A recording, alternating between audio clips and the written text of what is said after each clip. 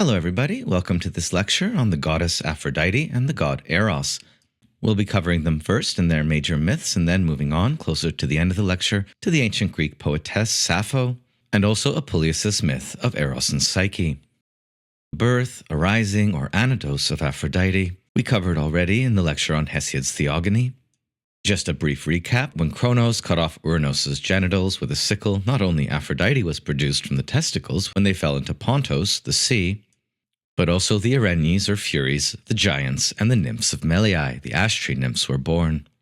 So we might expect these deities, who are either more savage and elemental or more mild and tender, would be particularly close to Aphrodite in myth.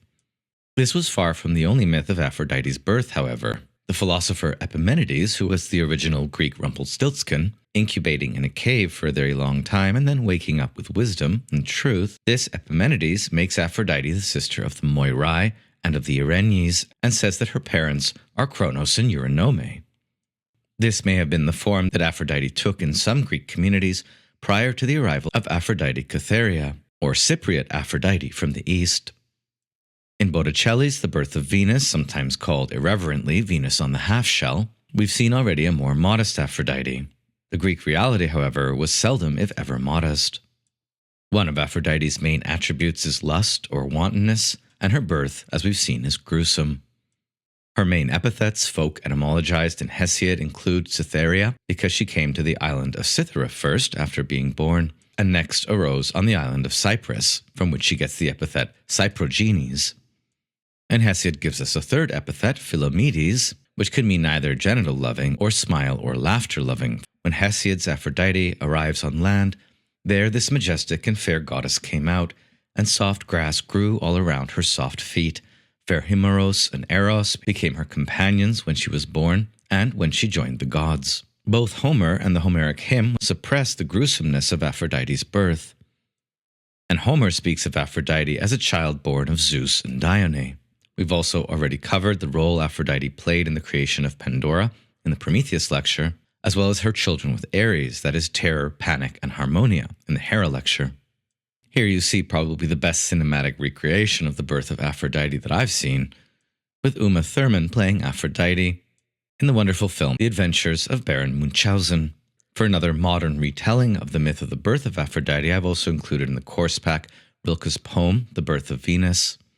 And we'll cover a bit more about Rilke's work and its relation to classical mythology when we get to our unit on Orpheus and read Rilke's sonnets to Orpheus. This week I've included a few of Rilke's new poems from 1902, connected to Greek myth to get us started with Rilke, The Birth of Venus, and also a few poems he wrote about Sappho and her disciple Erina.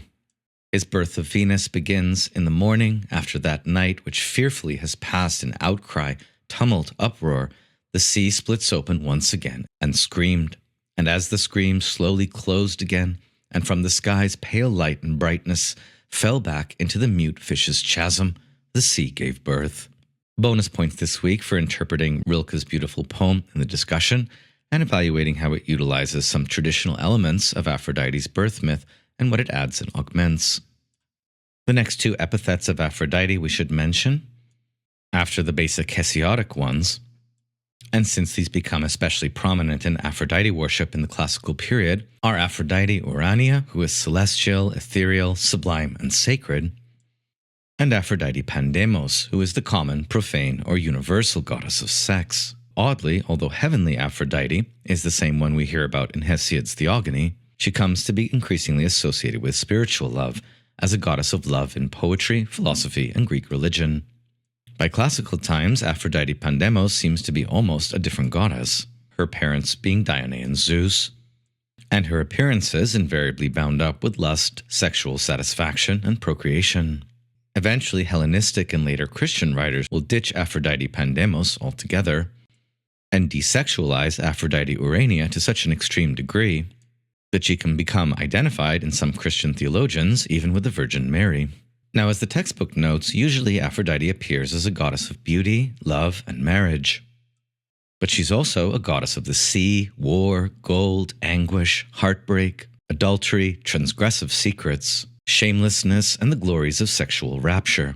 In archaic and classical Greek consciousness, Aphrodite comes to presence wherever there is powerful sexuality. from the marriage bed to the temple bed, or even in the dangerous wilderness. Aphrodite might also crown a festival or inspire a battlefield, as she often does in the Iliad. She has a large retinue of associated gods, and is also frequently depicted with Hermes, Dionysus, Pan, or Zeus. We know that from a very early date she had temples on the islands of Cyprus, Cythera, Salamis, Ephesus, Paphos, and Corinth, Athens, and basically everywhere. The textbook goes on to note the likelihood but lack of evidence for widespread temple prostitution in an Aphrodite cult, and even calls these priestesses of Aphrodite temple harlots. This is the language of earlier generations, and I'm looking forward to when it's decisively phased out. Whatever the various roles of Aphrodite's priestesses were, even when sexual, this would have been very far from what the Greeks themselves understood as mere prostitution. Prostitutes are harlots, being called pornoi, from which we get the English porno. Often, in the surviving sources, either priestesses of Aphrodite or other types of devotees of her are not called pornoi, but rather hetaira, or educated, high-class courtesans. The word hetaira itself simply meaning companion, like our English escort. Lots of debate exists over how much the social roles of hetaira and sacred priestesses of Aphrodite overlap or diverge. If these topics interest you for an essay project, there's lots of books which cover this, and I especially like James Davidson's The Greeks and Greek Love, and also his earlier Courtesans and Fish Cakes, The Consuming Passions of Classical Athens. In most Greek art, literature, and religion, it's her sexual attributes that are emphasized. Soft curves, voluptuousness, and a relative or complete nudity. Aphrodite's adornments and other instruments of allurement and persuasion are often represented, such as her magic girdle. More than many other Greek gods, Aphrodite is a highly social goddess. Whenever she appears, it is usually with a large retinue, much like Dionysus. The members of their retinues also frequently overlap. On the appearance and attendance of Aphrodite, we can begin with the 6th Homeric hymn to Aphrodite. There are 2 others. Of august, gold-wreathed, and beautiful Aphrodite I shall sing, to whose domain belong the battlements of all sea-laved Cyprus, where, blown by the moist breath of Zephyros, she was carried over the waves of the resounding sea in soft foam. The gold-filleted Horai, hours or seasons, happily welcomed her and clothed her with heavenly raiment. Then on her divine head they placed a well-wrought crown, beautiful and golden, and in her pierced ears flowers of brass and precious gold. Round her tender neck and silver-white breasts they decked her out with golden necklaces, such as the gold-filleted Horai themselves are adorned with whenever they go to lovely dances of the gods and to their father's house. And after they decked her body with every sort of jewel, they brought her to the immortals, who saw and welcomed her, giving her their hands, and each one wished that he might take her home as his wedded wife, for they all marveled at the looks of violet-crowned Cytherea. Hail, honey-sweet goddess with the fluttering eyelids! Grant me victory in this context and arrange my song, and I shall remember you and another song too. The late 19th century French symbolist painter Gustave Moreau seems to have this hymn in mind when he depicts Aphrodite on the left here with a beautiful crown, although seldomly do painters include each attribute of her appearance as sung in the Homeric hymn. On the origins of Aphrodite, Khairein writes in his Aphrodite chapter in The Gods of the Greeks, "Our great goddess of love was never ours alone. She is the same deity as our oriental neighbors, worshipped under such barbarian names as Ishtar or Astaroth, which we later reproduced as Astarte. In the East, she was a goddess who made peculiarly strong amorous demands, but was also abundantly generous with the pleasures of love. In the heavens, the star of morning and evening, the planet Venus, belonged to her, and among earthly creatures, her especial possession was the dove." In fact, the myths of Aphrodite and Adonis, which we'll get to later in this lecture, go back to myths of Ishtar and Dumuzi, later called Thamus. Hesiod's version of the birth of Aphrodite appears to go back to the Hittite myth of Ishtar's birth, in which an agricultural god, Kumarbi, compare here Hesiod's Kronos, overthrows the sky god, Anu, compare Uranos.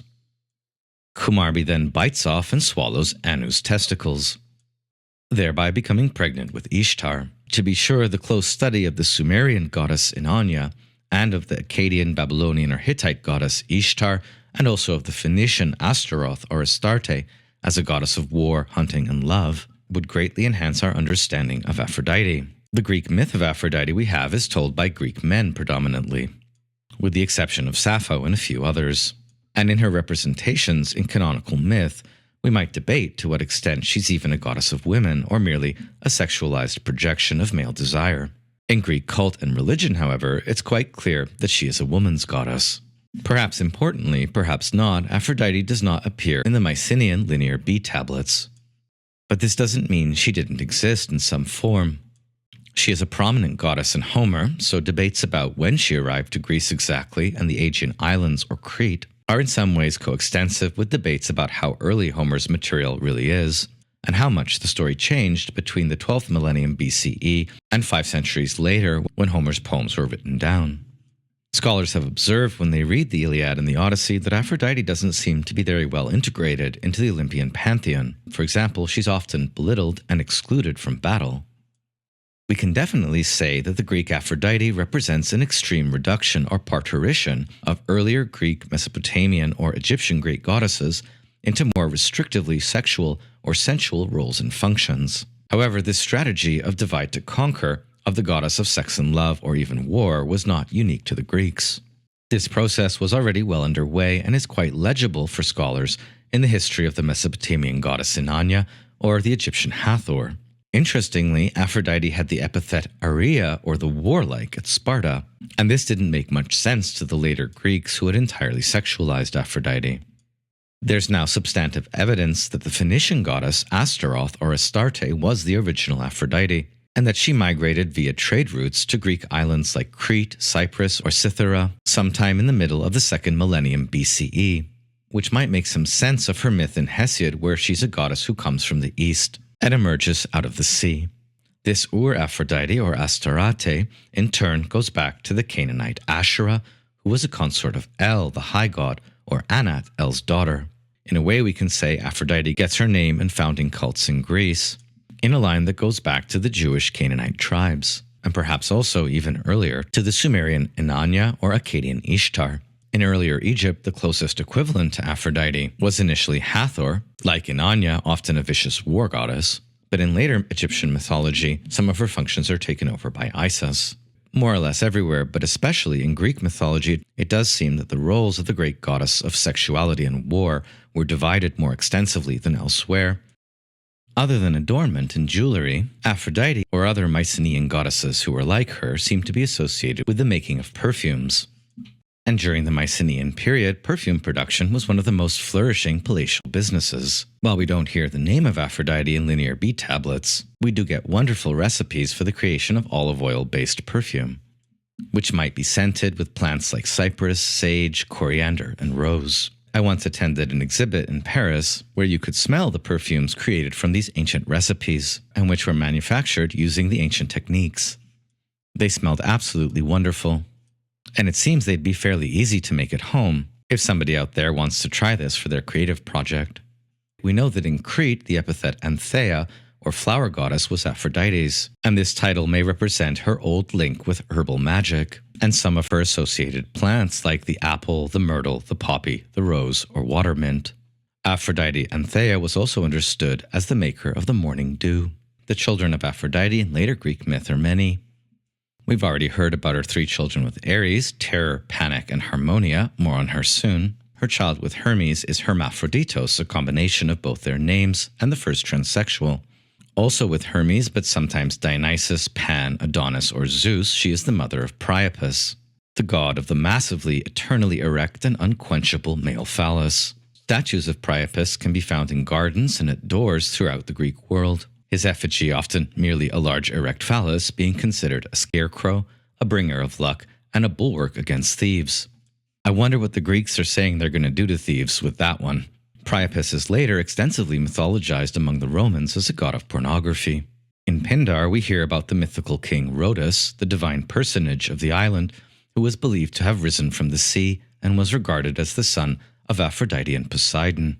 With the mortal shepherd Anchises, Aphrodite is the mother of Aeneas, and this we read already in a very early Homeric hymn to Aphrodite. Reading this hymn, Virgil will eventually make Aeneas, who hailed from Troy, Rome's answer to Odysseus and the Odyssey. In some myths, Aphrodite is the mother, with either Uranos or Ares, of Eros himself, or the Erotes, the original Greek Cupids, and of Himeros, Desire, and many others. With Dionysus, Aphrodite is the mother of Eros, who is the savior god in Eleusinian mystery celebrations, and whose meaning is pretty esoteric in myth and religion, although his name seems to imply that he is the god of the jubilant mystery shout. More on Eros in our units on the Greek mysteries. Lastly, much later Greeks made Aphrodite in her earlier form of Astarte and with Adonis, the mother of Bero, who is the nymph patron of the city of Beirut in Phoenicia. If you go to the National Archaeological Museum in Athens today, one of the cutest and best preserved works of sculpture portray Aphrodite and an Erote, or the young Eros, being accosted by the satyr god Pan.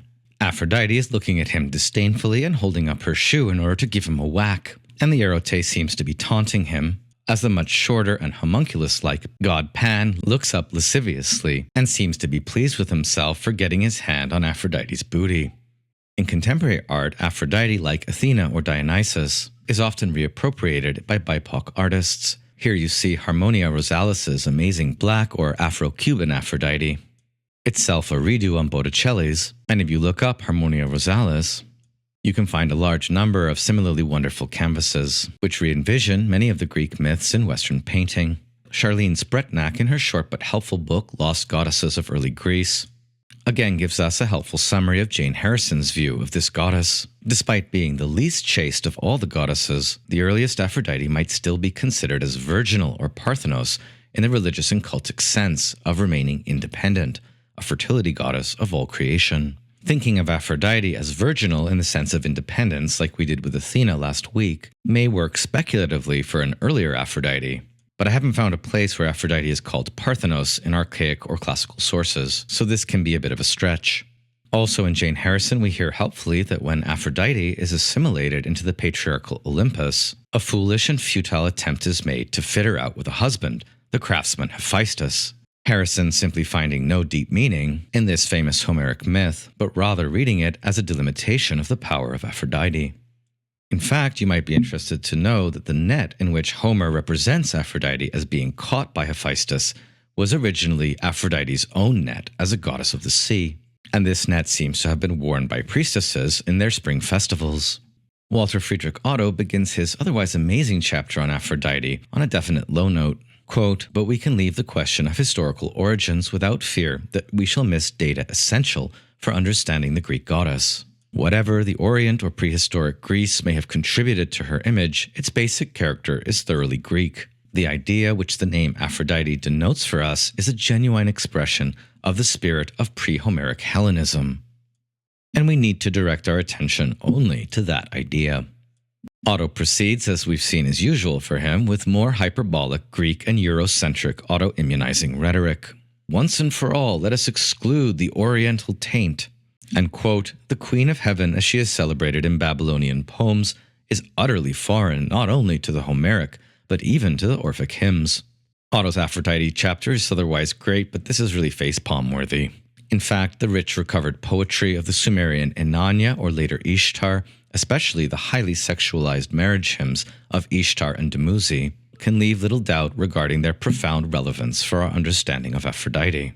Ishtar, queen of heaven, earth, and even the underworld, of more or less everything, as well has a holy girdle, and many of Aphrodite's myths, especially the Adonis tale, clearly have Near Eastern roots. If these earlier, more complete manifestations of Aphrodite as Inanna or Ishtar interest you and you'd like to do a comparison project with Aphrodite, here are 4 books on the left that I would particularly recommend. I won't be covering these details in this lecture beyond what's already been said, but consider taking a world mythology class. After that quite unpromising introduction, Otto goes on to define Aphrodite quite helpfully as a goddess of tenderness and of rapture. The language he uses to describe her attributes and appearances is particularly apt. Aphrodite is the goddess of rapture, wantonness, in Greek maklosune, adornment, kindling eros, jewels, enchantment, roses, the pleasures of love, serene and shady retreats, smiling favors, perfumes and aromas, anointments, favorable winds, ravishment, imperishable charm, ensnarement, primal desire, primal wounds, bewitchment, melting grace, conjugal reigns, blissful harmony, havens, prosperity, loveliness, love-strickenness, unconquerability, irresistibility, anguish and persuasion or pitho, the enticing one who brooks no denial. what a lovely collection of words that particularly evoke Aphrodite. Although calling Aphrodite's attendant Persuasion, the enticing one who brooks no denial, does make us wonder again if the Greeks needed a bit of a lesson in consent. In this same vein, Hesiod calls Aphrodite a goddess of, quote, girlish babble, deceit and sweet rapture, embraces and caresses. And she is sometimes nourished or raised by Thalassa, the goddess of the sea in Greek statuary. On her appearance in the 6th Homeric hymn to Aphrodite cited earlier, Otto writes, "What a picture! Beauty emerges from the monstrous element and makes it a mirror of her heavenly smile. Her coming smooths the billows and causes the watery plain to glitter like a jewel. She is the divine enchantment of peaceful seas and prosperous voyages, just as she is the enchantment of blooming nature." Lucretius, the later Roman Epicurean poet, worships Aphrodite similarly as the supreme deity, calling her the goddess of the serene sea.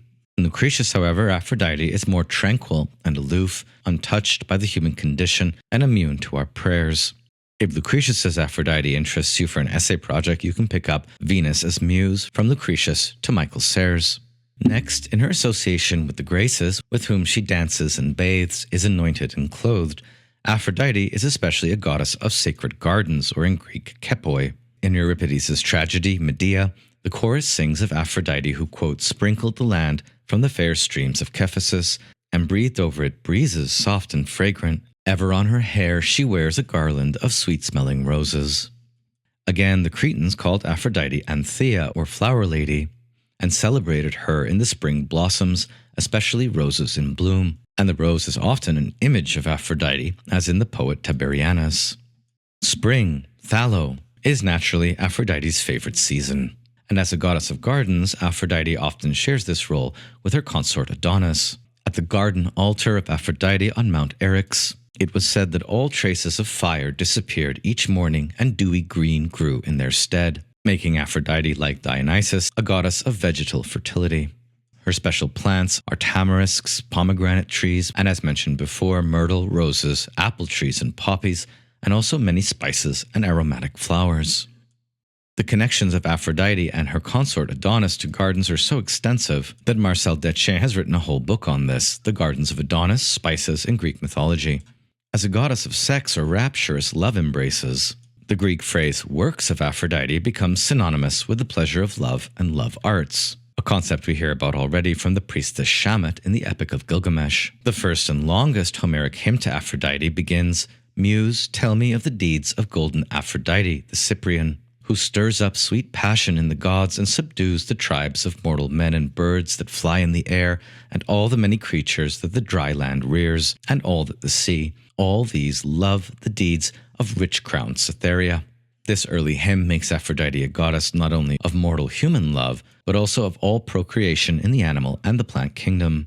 And in this role, she's often depicted with the most fierce and sensual animals, such as lions, tigers, panthers, or wolves. Only 3 deities, the hymn goes on, can withstand Aphrodite, and these are Athena, Artemis, and Hestia.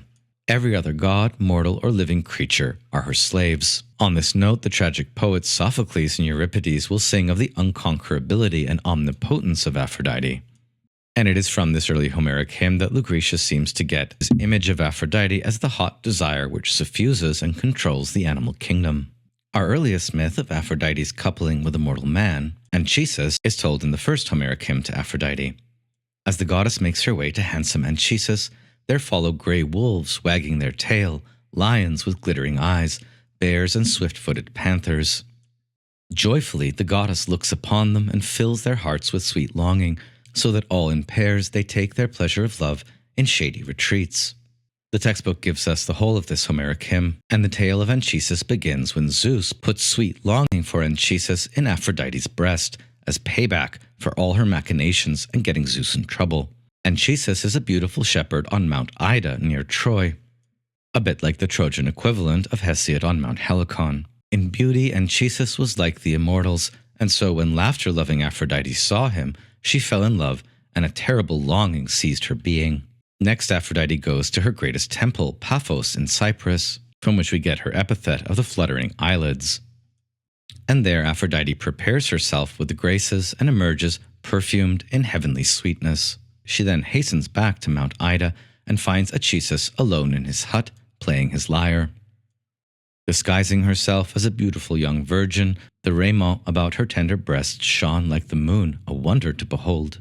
Desire gripped Anchises, and he addressed her, "Hail to you, O lady, who have come to this dwelling, whoever of the blessed gods you are, Artemis or Leto or golden Aphrodite or well-born Themis or gleaming-eyed Athena, or perhaps you who have come here are one of the Graces who are the companions of the gods and are called immortal, or one of the nymphs who haunt the beautiful woods and inhabit this beautiful mountain, the streams of the rivers and the grassy meadows. I shall build an altar for you on a high mount in a conspicuous spot, and I shall offer you beautiful sacrifices in all seasons. Be kindly disposed toward me, and grant that I be a preeminent hero among the Trojans, and make my offspring flourish in the time to come, and allow me myself to live well for a long time, and see the light of the sun, happy among my people, and reach the threshold of old age." Anchises here seems fully conscious of who he's dealing with, and makes some pretty good guesses about who this disguised virgin might be. In this speech at least, Anchises is doing everything right. But of course, Aphrodite tricks and seduces him by tapping into his primal wish fulfillment.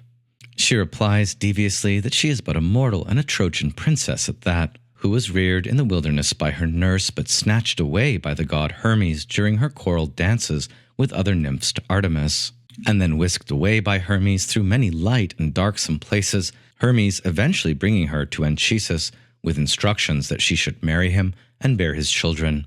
Anchises falls for this, of course, and follows her instructions to send word back to her parents about what has transpired, and so that they can send the rich dowry and prepare the proper marriage celebration.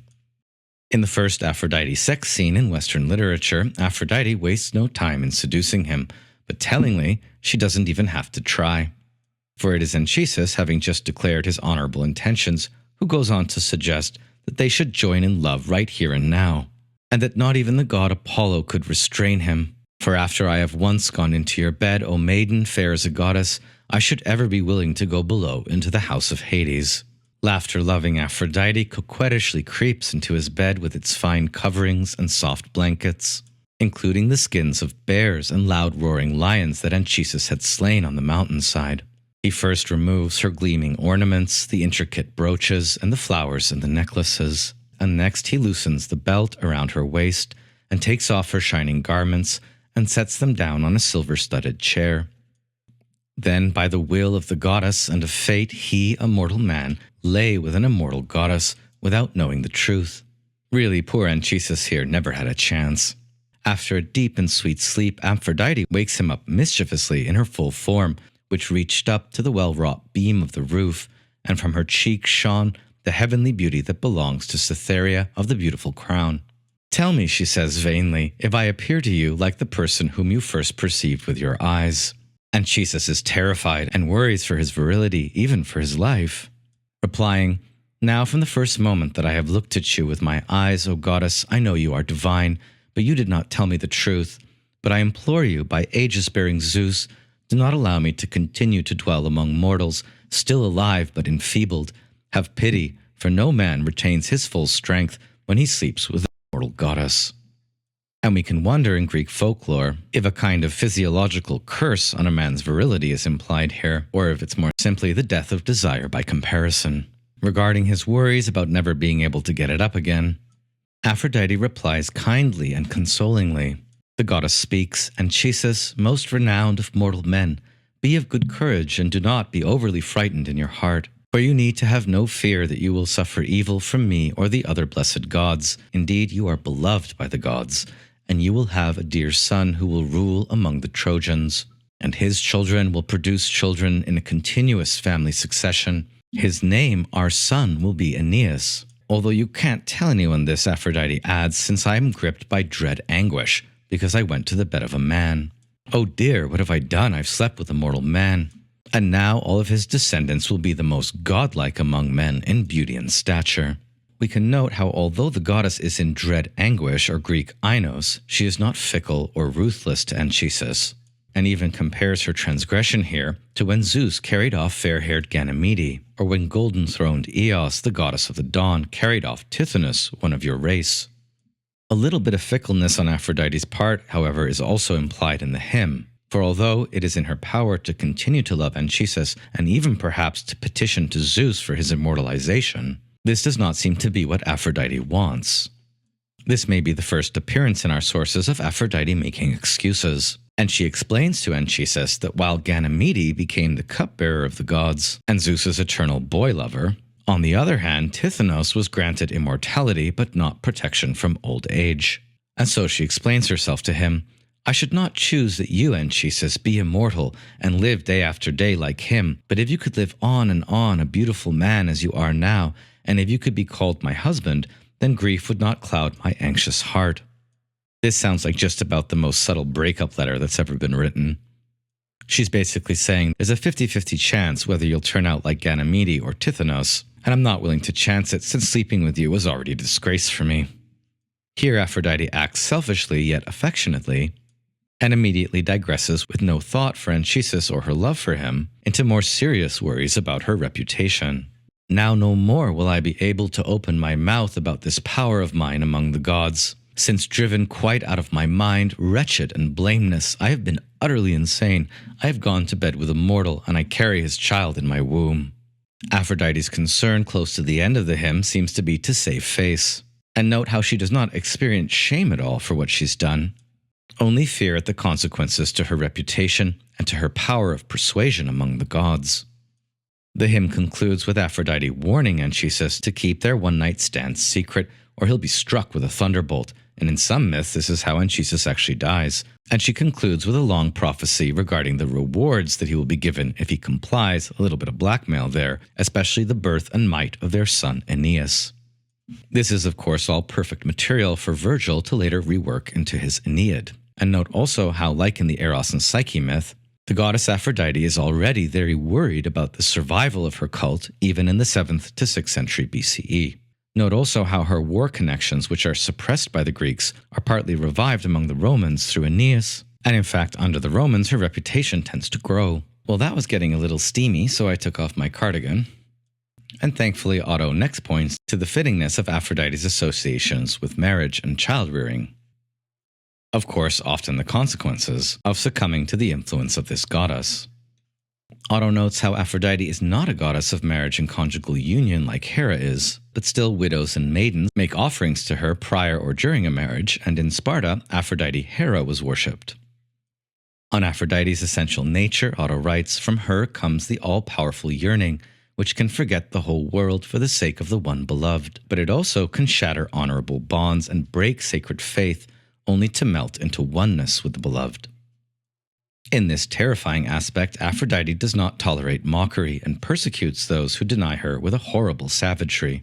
At the same time, she has her favorites, especially men with a strong feminine aspect like Paris, who is the true type of the friend of Aphrodite.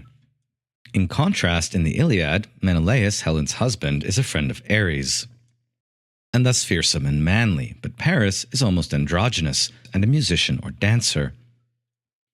Paris is warned that when Helen's husband comes, your lyre will not help you, nor the gifts of Aphrodite. Your comely locks and fair favor will be to no avail. In one scene in the Iliad, Aphrodite actually whisks Paris away from a losing duel with Menelaus, placing him directly in Helen's bedchamber. Although he has just come from the battlefield, he's gorgeous, beautiful, as if he'd just come from dancing at a festival of Aphrodite. While the Greeks and Trojans continue to slaughter each other in noble battle, Paris and Helen have the best sex of their lives. Menelaus is declared the victor of the contest. The battle itself becomes the site of the coitus interruptus, but nobody seems to care. The wantonness or maklosune of Aphrodite has prevailed. Otto goes on to underline how Aphrodite is the most beautiful of all the goddesses. This was not only Paris's judgment, but also Zeus's, implicitly at least, when he tried to forestall another battle of the gods by marrying her off to Hephaestus. For Otto, Aphrodite is pure feminine beauty and loveliness itself, bathed in the moist glow of ecstasy, always fresh and untroubled and blissful as the infinite sea which gave her birth.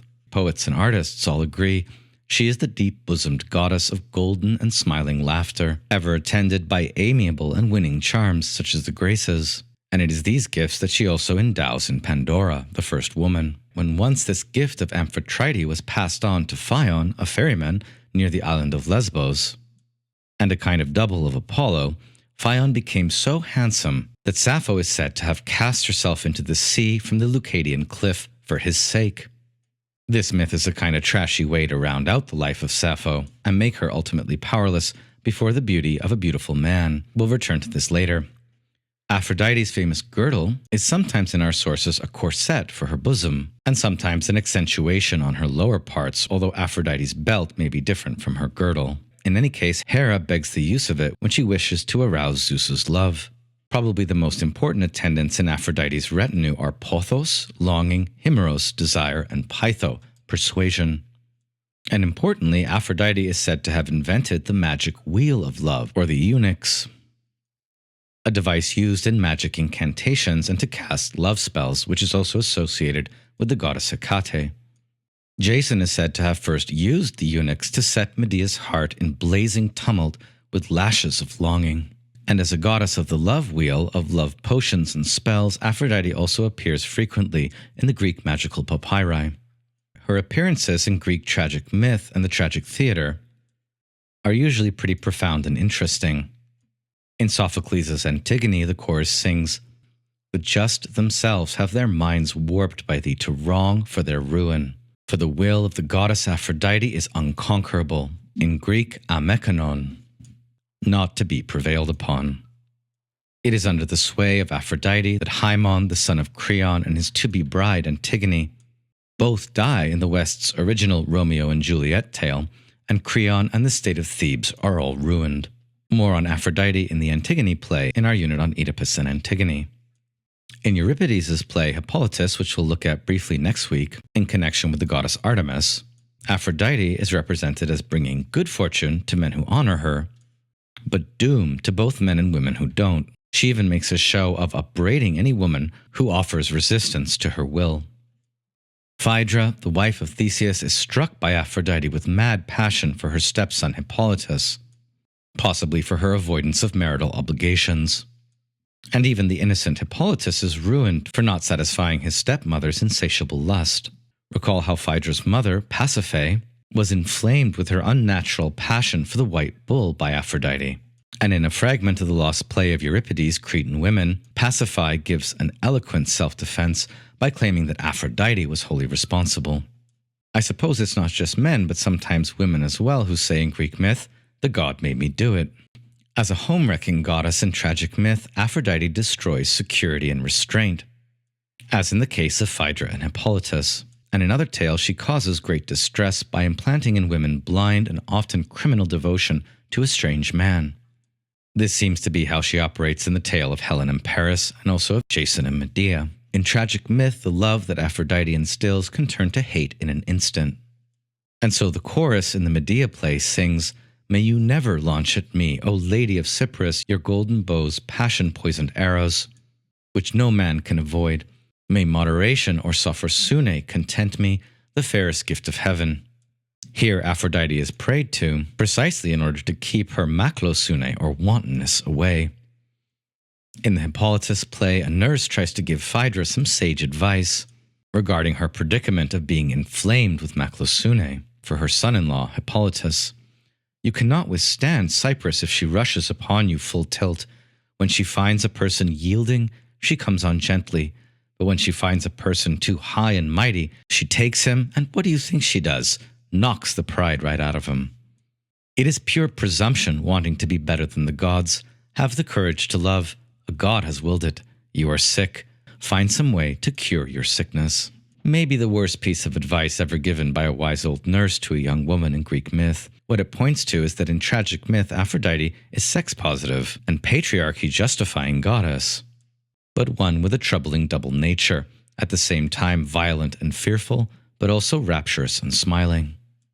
It was Euripides who probably composed the greatest choral ode to Aphrodite, which we'll look at in a second, and a closer study of Aphrodite in our surviving tragedies and comedies would be the work of a long and fascinating book. As we've seen hinted at in cult and religion, Aphrodite might be prayed to as a goddess who averts sinful passion. And in Rome, there were cults of Venus Verticordia, which protected young girls and women, especially Vestal virgins, from unchaste longings. While Aphrodite might visit darkness and terror upon ordinary women and wives, in the Greco-Roman way of thinking at least, the purchased love of a temple prostitute is glorified by the goddess. And here we can speak of Aphrodite as a goddess of double standards. Pindar sings of Xenophon of Corinth, who in gratitude for his Olympian victory ever traveled in a company of gorgeous hetaeras. He sings, "Guest-loving girls, ye that burn the golden tears of fresh frankincense, full often soaring upwards in your soul unto Aphrodite, the heavenly mother of love, she has granted you, ye girls, blamelessly to cull on lovely couches the blossom of delicate bloom. For under force all things are fair." Pindar may have had the distinction here of being the first to associate frankincense with Aphrodite in a poem, if that honor hadn't already been claimed by Sappho almost a century earlier, and we get a pretty clear insight here into how most Greeks prefer to worship Aphrodite in the form of the hetaira rather than the wife. The force he sings of is here the persuasive force of longing, seduction, and persuasion. And as to the proverb that all is fair in love and war, this as well seems to go back to Pindar's song to the courtesans, to the guest-loving girls. As Otto notes, of real festivals of Aphrodite we know very little, ditto the actual activities of her priestesses and temple cult. We do know, however, that the celebration of the Aphrodisia might occur when sailors returned home jubilantly after a long voyage, this being the first occurrence of the proverbial wartime theme of sailors on shore leave. The last section of his Aphrodite chapter reads a bit like a hymn Otto wrote to the goddess, but he also adds some interesting details to his portrait of Aphrodite. As a friendship or companionship or escort goddess, worship of Aphrodite hetaira might range from the natural up to the sublime heights of the spirit. In several myths and some cult evidence, Aphrodite is also a goddess who protects and remembers the dead. She is the one, after all, who protected and anointed the corpse of Hector, which was being abused by Achilles. And above all, Aphrodite seems to be a goddess of social intercourse. Sorry, that was a bad pun. And in her epithet Epaphroditos, she might be associated with good luck, or even winning throws of the dice, a goddess of gambling. In all three of these connections, as a friendship goddess protecting the dead and overseeing sociality, Aphrodite seems pretty closely connected to the god Hermes, with whom she has the child Priapus. But rather than, like Hermes, being a god of the happy chance, the coincidence, and the windfall, Aphrodite appears instead as a giver of beautifying bliss. Otto's German word here is Seligkeit, as well as of consummation, understanding, conquest, and rejoicing. All these attributes making her quite different than the mischievous Hermes. In Euripides' famous choral ode to Aphrodite, we hear again that ever on her hair she wears a garland of sweet-smelling roses, and ever she sends the loves, Erotes, to assist in the court of wisdom, Sophia. No good thing is wrought without her help. This is a rare moment in the surviving sources where Aphrodite is associated with rationality or wisdom in some sense. And so it makes sense that Otto would hone in on this theme given his argument. Not only a goddess of wisdom, Sophia, and thus of some philosophers like Plato, as we'll see, Aphrodite is also a goddess of the poets. Pindar sings of his singing as loving labor performed in the garden of Aphrodite and of the Graces. On the close connections of Aphrodite and Eros, Otto notes that while Eros is important in cosmogonic speculation, such as in Hesiod or Orphism as we've seen, he is virtually absent in archaic and classical cult and not even mentioned in Homer. For Otto, Aphrodite's realm is far more comprehensive. And this is because her power does not derive from the desiring subject or Eros, but from the beloved object itself, whose truth and shining she liberates and enraptures. Otto explains this difference further by reviewing a few points in Socrates' or Diotimus' speech in the Symposium. In Eros, the position of the lover, the loving, and the urge to take possession and to reproduce is primary. In contrast, in Aphrodite, it is the pure appearance that draws irresistibly into the ravishment of union. Eros needs the other, Aphrodite is the self and the other. Otto goes so far as to define the secret totality and unity of the world of Aphrodite, not as demonic possession like in the experience of Eros, and not even as an actual transgression. On this reading, when Aphrodite is present, union is inevitable, both naturally and spiritually.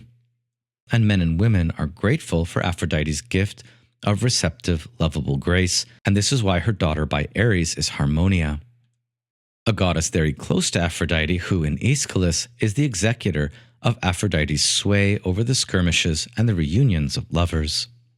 Otto concludes his chapter by noting correctly that all these features and functions of Aphrodite we've discussed survived far more vividly in Western culture and its concept of cosmos long after most of the ancient myth world had faded away.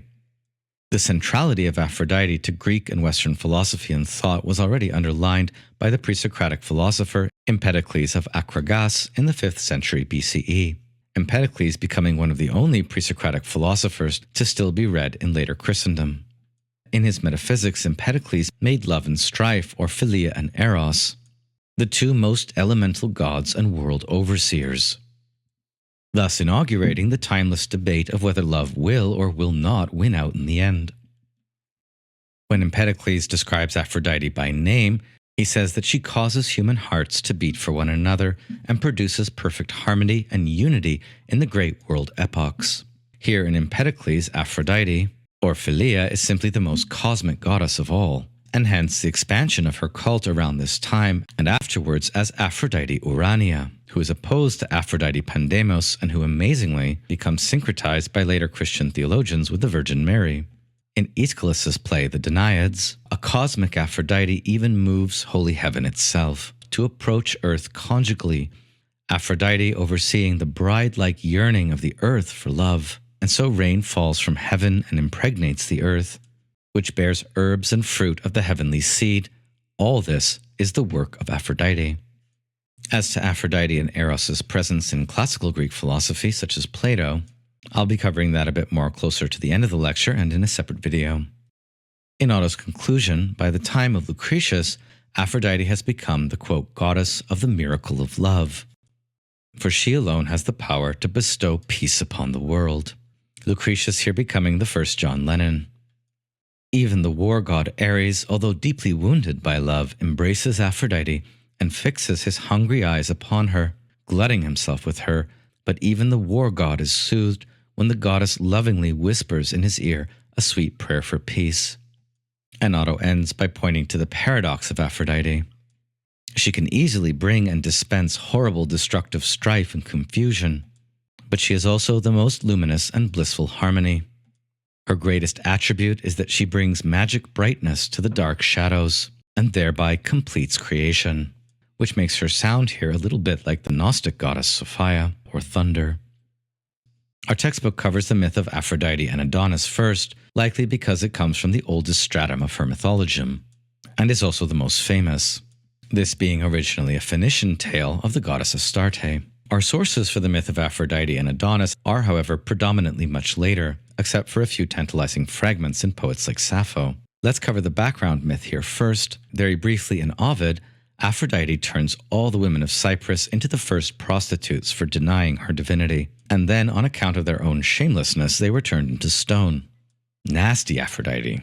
According to the myth, Pygmalion watched all the women of his island turn into crazed whores, but at the same time he missed their company. And so he fashioned a statue of ivory, white as snow, and gave it a beauty surpassing that of any woman born. Other than Hephaestus's fembots, this may be the first female sex doll in myth. Aphrodite took pity on him and brought the statue, named Galatea in later sources, to life. Ovid gives us both phases of this devotional sex scene. First when the statue is stony, and then when it is warm. Next, the sex doll turned real woman, Galatea, gives birth to Paphos, who had a son Cinyras, who had a daughter Myrrha. As one of the most sordid of all Greek myths goes, Myrrha fell desperately in love with her own father, and tormented by her sense of shame and guilt, the poor girl was on the verge of suicide. But then her nurse, note again the naughty nurse, helped her to consummate her incestuous design by the cover of night, and this went on for some time, although the sources are unclear exactly for how long. When Cinyras finally found out, he pursued a fleeing Myrrha in wrath with intent to kill, and Myrrha prayed for deliverance and was changed into a myrrh tree, which continually drips with her tears.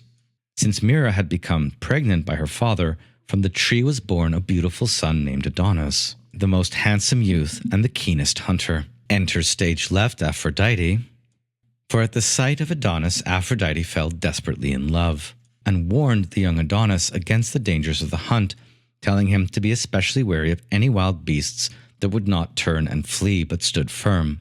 This seems to be not too long after Adonis was the baby that Aphrodite fell in love with. In Ovid's version, Adonis goes off and gets himself killed by a wild boar with a tusk to the groin.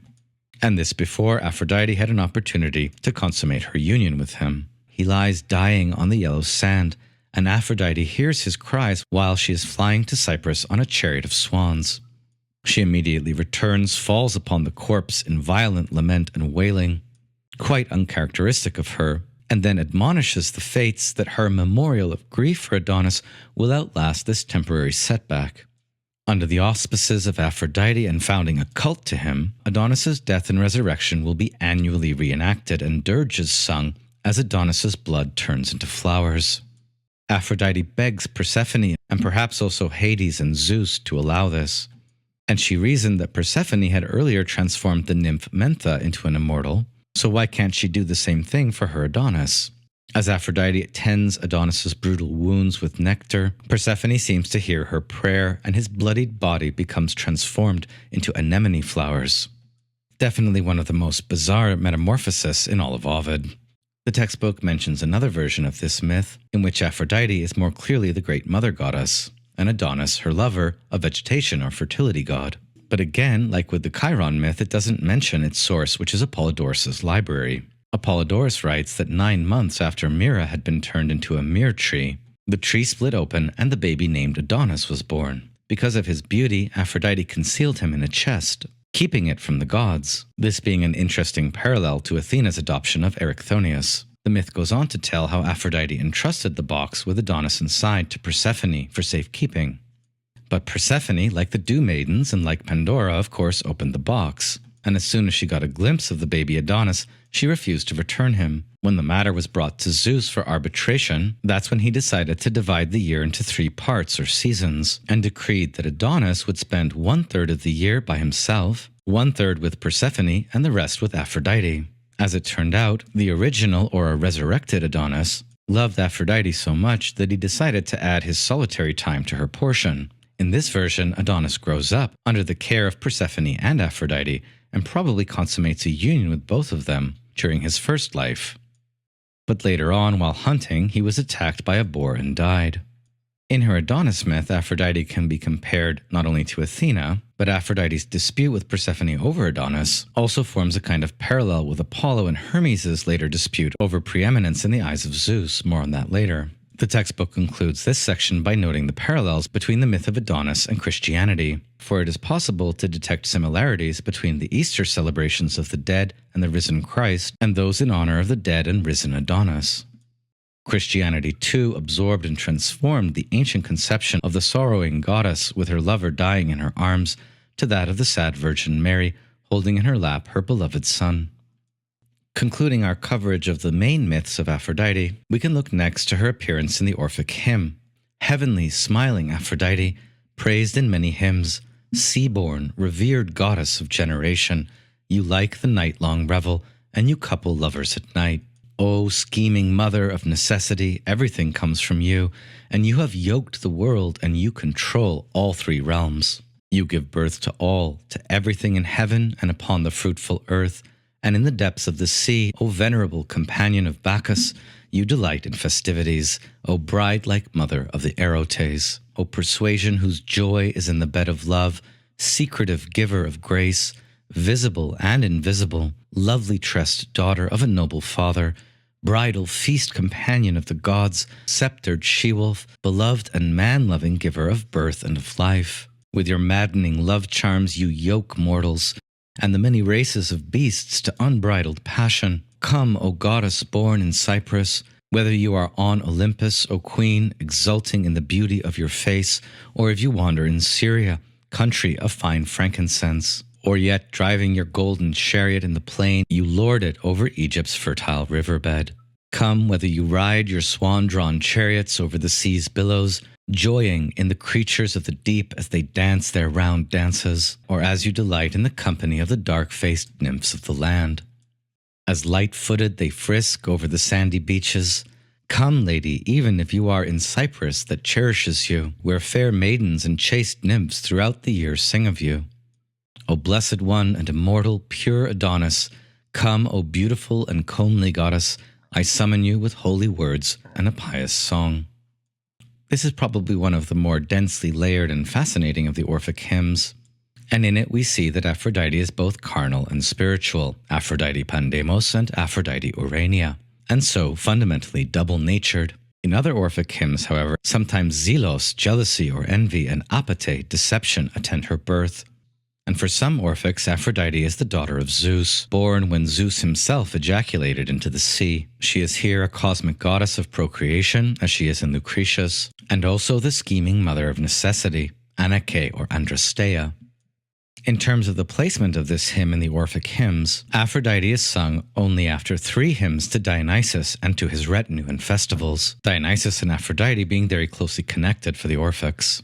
After the hymn to Aphrodite, Adonis, Eros, and the Graces are sung next, for obvious reasons. The chthonic or underworld Hermes is said to be her child in the very next hymn after Adonis. In this hymn, as the mother of necessity, Aphrodite is a goddess of compulsion and yoking, who also seems closely connected to Rhea, the mother of the gods. God Pan and the goddess of childbirth, Eileithyia, are among her erotes for the Orphics. Note how Aphrodite here controls all 3 realms, that is, earth, heaven, and the underworld.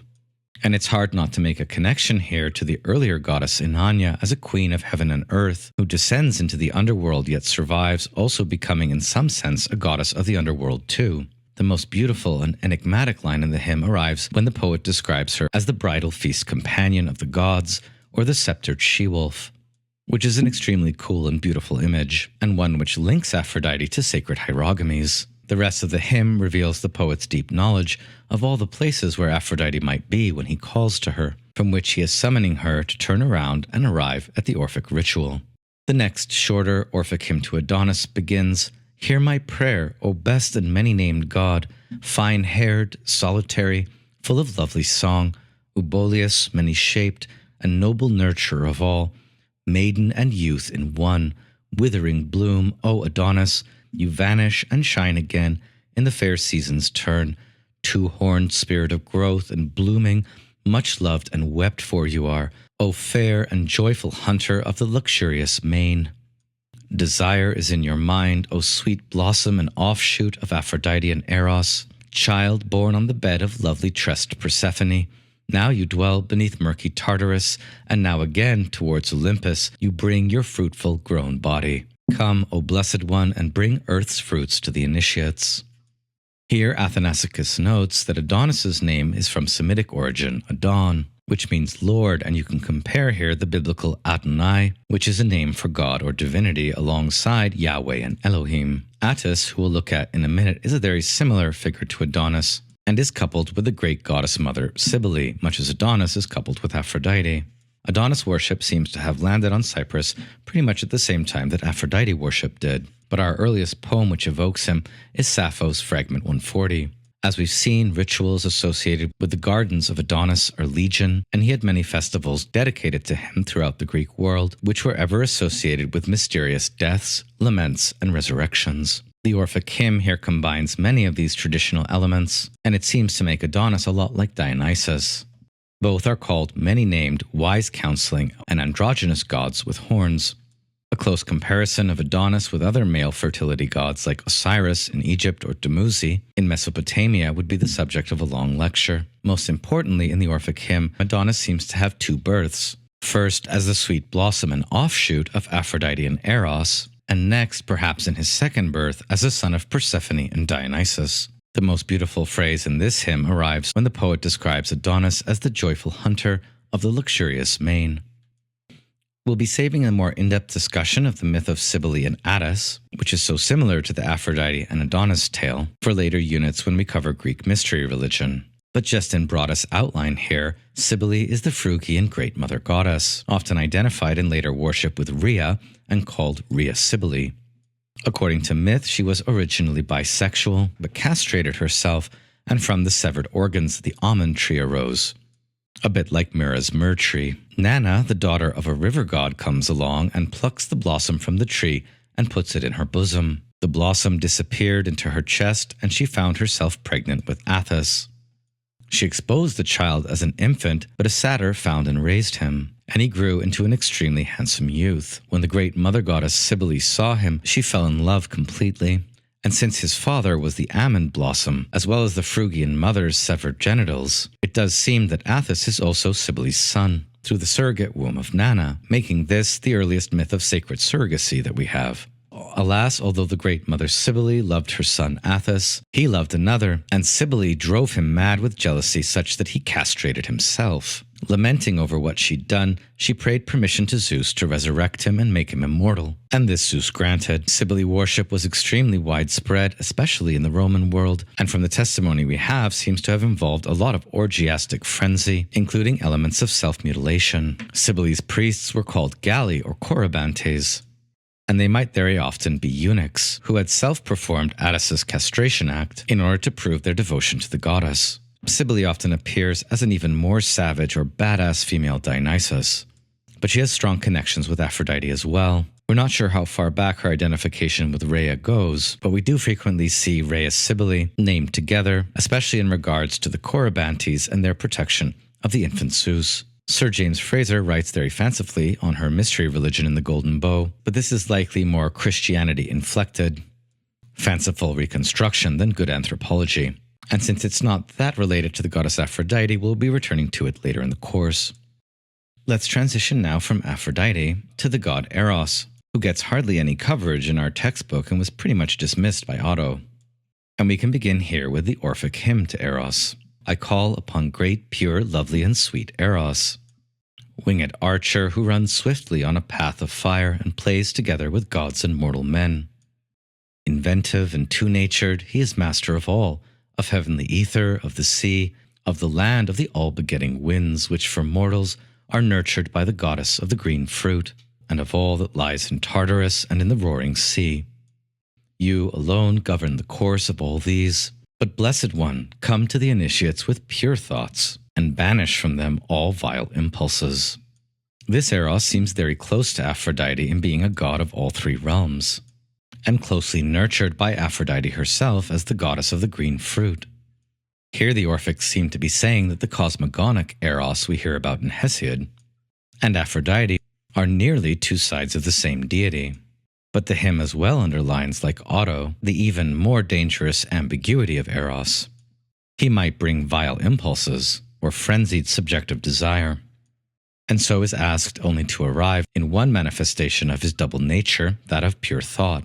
In terms of major myths about Eros, the hymn begins from the playful, winged, and cherubinic child, common in representations at the time, who runs swiftly on a path of fire. What the Orphics are saying here is that they see Eros at work in the fire of celestial motion. And it is from here that the Orphics proceed to discuss Eros as a more interior force of cosmic procreation, as in Hesiod.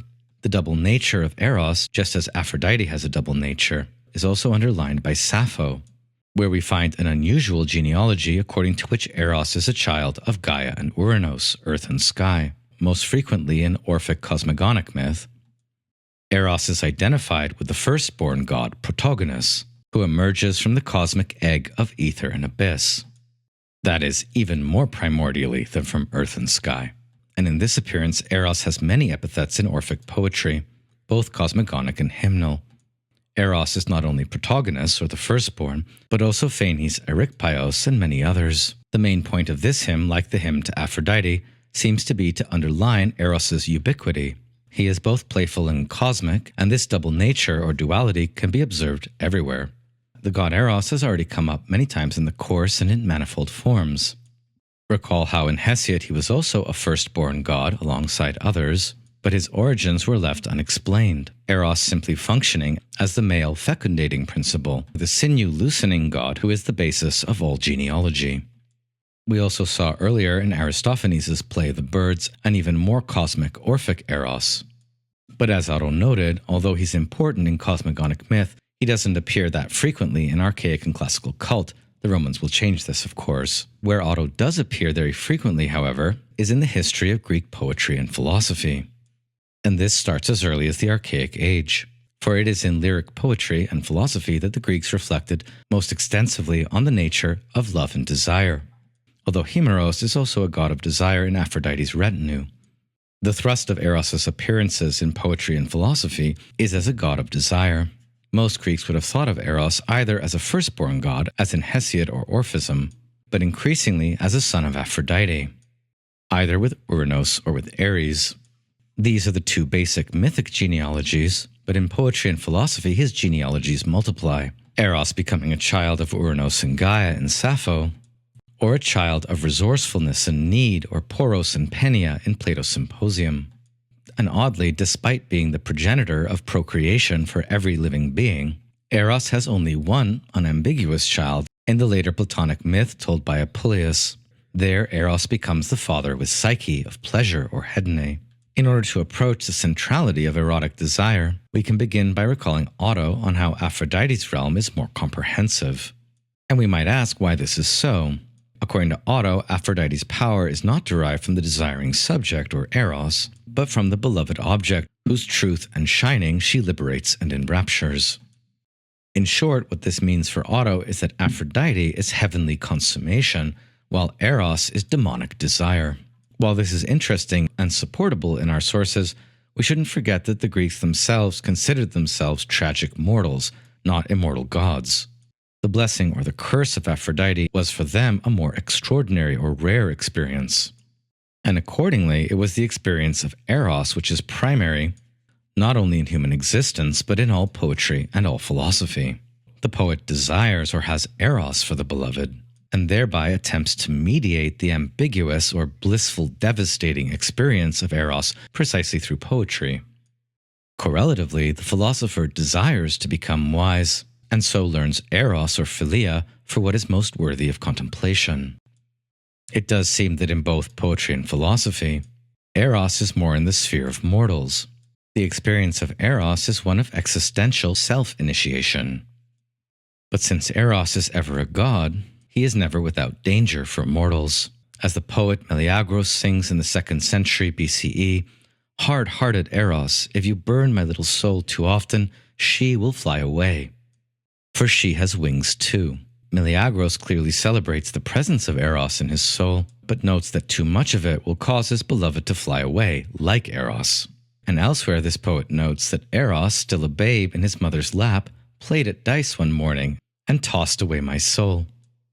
Diophanes of Marina tells us that Eros is like a thief, sharp-eyed, bold, he robs us blind. The lyric poetry tradition consistently acknowledges that we need Eros, but not too much, since the total domination of this god causes lovers to flee, hearts to be broken, souls to be gambled away. All the while, Eros is in the sidelines, a thief, a bit like Hermes, getting rich at our expense. Eros ever has a paradoxical double nature, at once desire and lack, love and hate, blessing and curse, and this way of understanding the god goes back at least to Sappho, if not a lot earlier. It was Sappho who first called Eros bittersweet, glucopikron in her Aeolian dialect, in which the sweetness always comes before the bitterness. Probably there's no better place to turn for a basic understanding of the psychology of Greek Eros, and also to round out our account of the goddess Aphrodite, than a more in-depth engagement with the poetry of Sappho of Lesbos. Amazingly, before the discovery of the Akkadian poet-priestess in Hedwana from the early 2nd millennium BCE, Sappho was for a very long time our earliest surviving female author and the first poetess to speak in her own name. And she is still today the most impactful, famous, and emulated female poet to ever have lived. And this even though only fragments of her work survive. Strabo puts it best when he writes that Sappho is an amazing thing, for we know in all of recorded history not one woman who can even come close to rivaling her in the grace of poetry. Sappho was born on the island of Lesbos, very close to the Turkish border today, and only a century or less later than Hesiod or Homer. Lesbos at the time was a prosperous mercantile island, which had thrown off hereditary kingships and was ruled by aristocratic families vying for power and influence. It seems certain that Sappho was a member of one of these aristocratic families. We know the names of her parents, or many possible names for them, as well as of her daughter Cleis and many of her lovers, but we're not sure about the name of her husband. And this since the Suda runs with a mocking comment in a comic play, which tells us that Sappho's husband was Cercolas of Andros, meaning something like penis from Man Island. She definitely had a daughter, Cleis, who she sings about with deeply moving motherly love. In myth and in history, the island of Lesbos is famous for many things, and we'd need another lecture to cover them all. Its name is the name of one of its earliest gods, Lesbos. And it was called this long before Sappho's reputation and literary afterlife made the word Lesbos synonymous with female homosexuality. The island was famous for its rich traditions, but also for producing the sexiest women, with fascinating Aeolian accents, and who give great lesbian sein, a term that didn't actually refer to female homosexuality among the Greeks, but rather to the art of giving blowjobs. This detail can sometimes seem like a chauvinist appropriation and reaction to Sappho's authority, but it probably also points to the existence of a sex industry on the island of Lesbos, perhaps in later times. The island of Chios, Homer's birthplace, was Lesbos' nearest neighbor, and so given the historical proximity of Sappho, Homer, and Hesiod, reconstructing Sappho's social, economic, and religious context from the evidence has become a huge academic cottage industry in classical studies. For a short vignette in a lecture like this, we alas can't cover everything, but should say a few more words about Sappho's life and works. The Suda also tells us that Sappho's poetry filled 9 papyrus rolls, that she invented a new musical instrument, the plectrum, which becomes her constant companion in vase paintings and later artistic representations, and that she composed in many genres of poetry, not just the lyric. As we'll see in a minute, fragments of her poetry are still being discovered to international sensation, although scholars estimate that less than 1% of her total output survives. The kind of education this would have required for Sappho to become such a prominent poet was very rare for women in the Greek world, even on Lesbos. The dialect in which she lived and wrote was Aeolian Greek, which was reputed to being very pleasing on the ears. These lesbians seem to have been the Irish Gaelic bards of the Hellenistic world, we could say. Because Greek poetry was metrically structured around long and short vowels, its stanza forms were very difficult to master, which has very often led interpreters to imagine that Sappho was the head of a school. Reading Sappho's songs is a bit like reading a score for opera, but we only have a few of the words, none of the music, or dance choreography. We hear in Alcaeus, a male lesbian poet contemporary to Sappho, about an unusual and famous temple dedicated to 3 gods, Zeus, Hera, and Dionysus, on the island of Lesbos.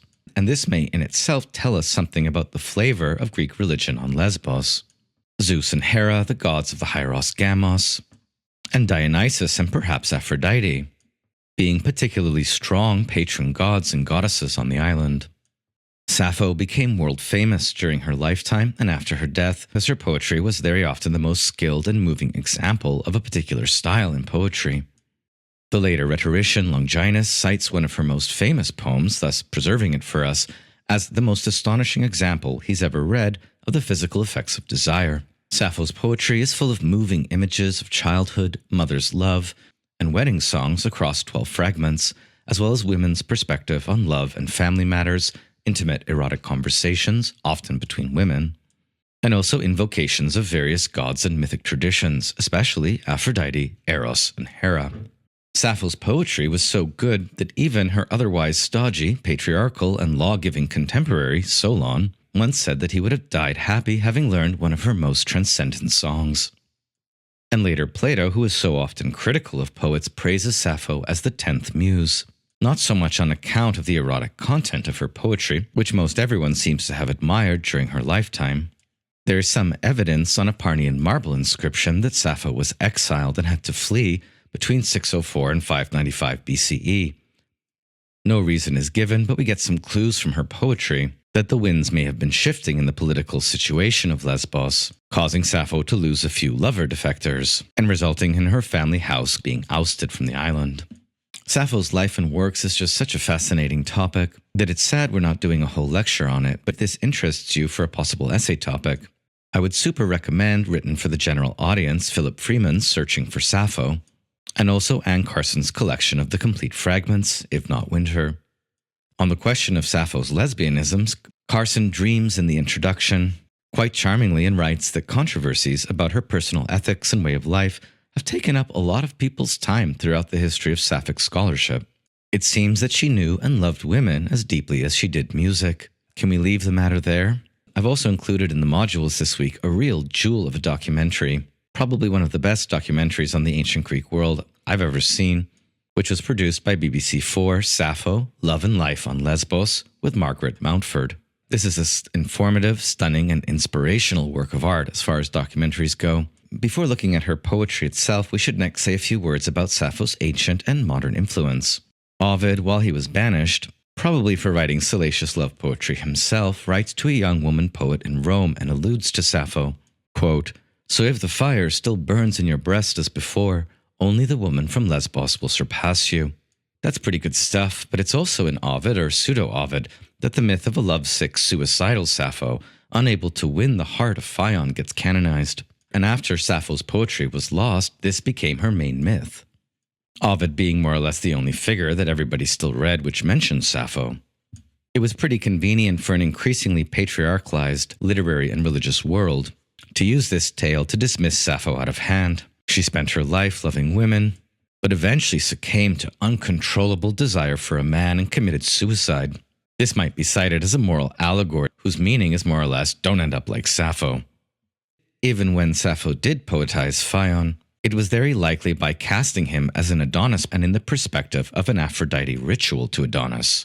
And we do have a surviving fragment which reads, "Delicate Adonis is dying, Cytherea. What should we do? Beat your breasts, girls, and tear your clothes."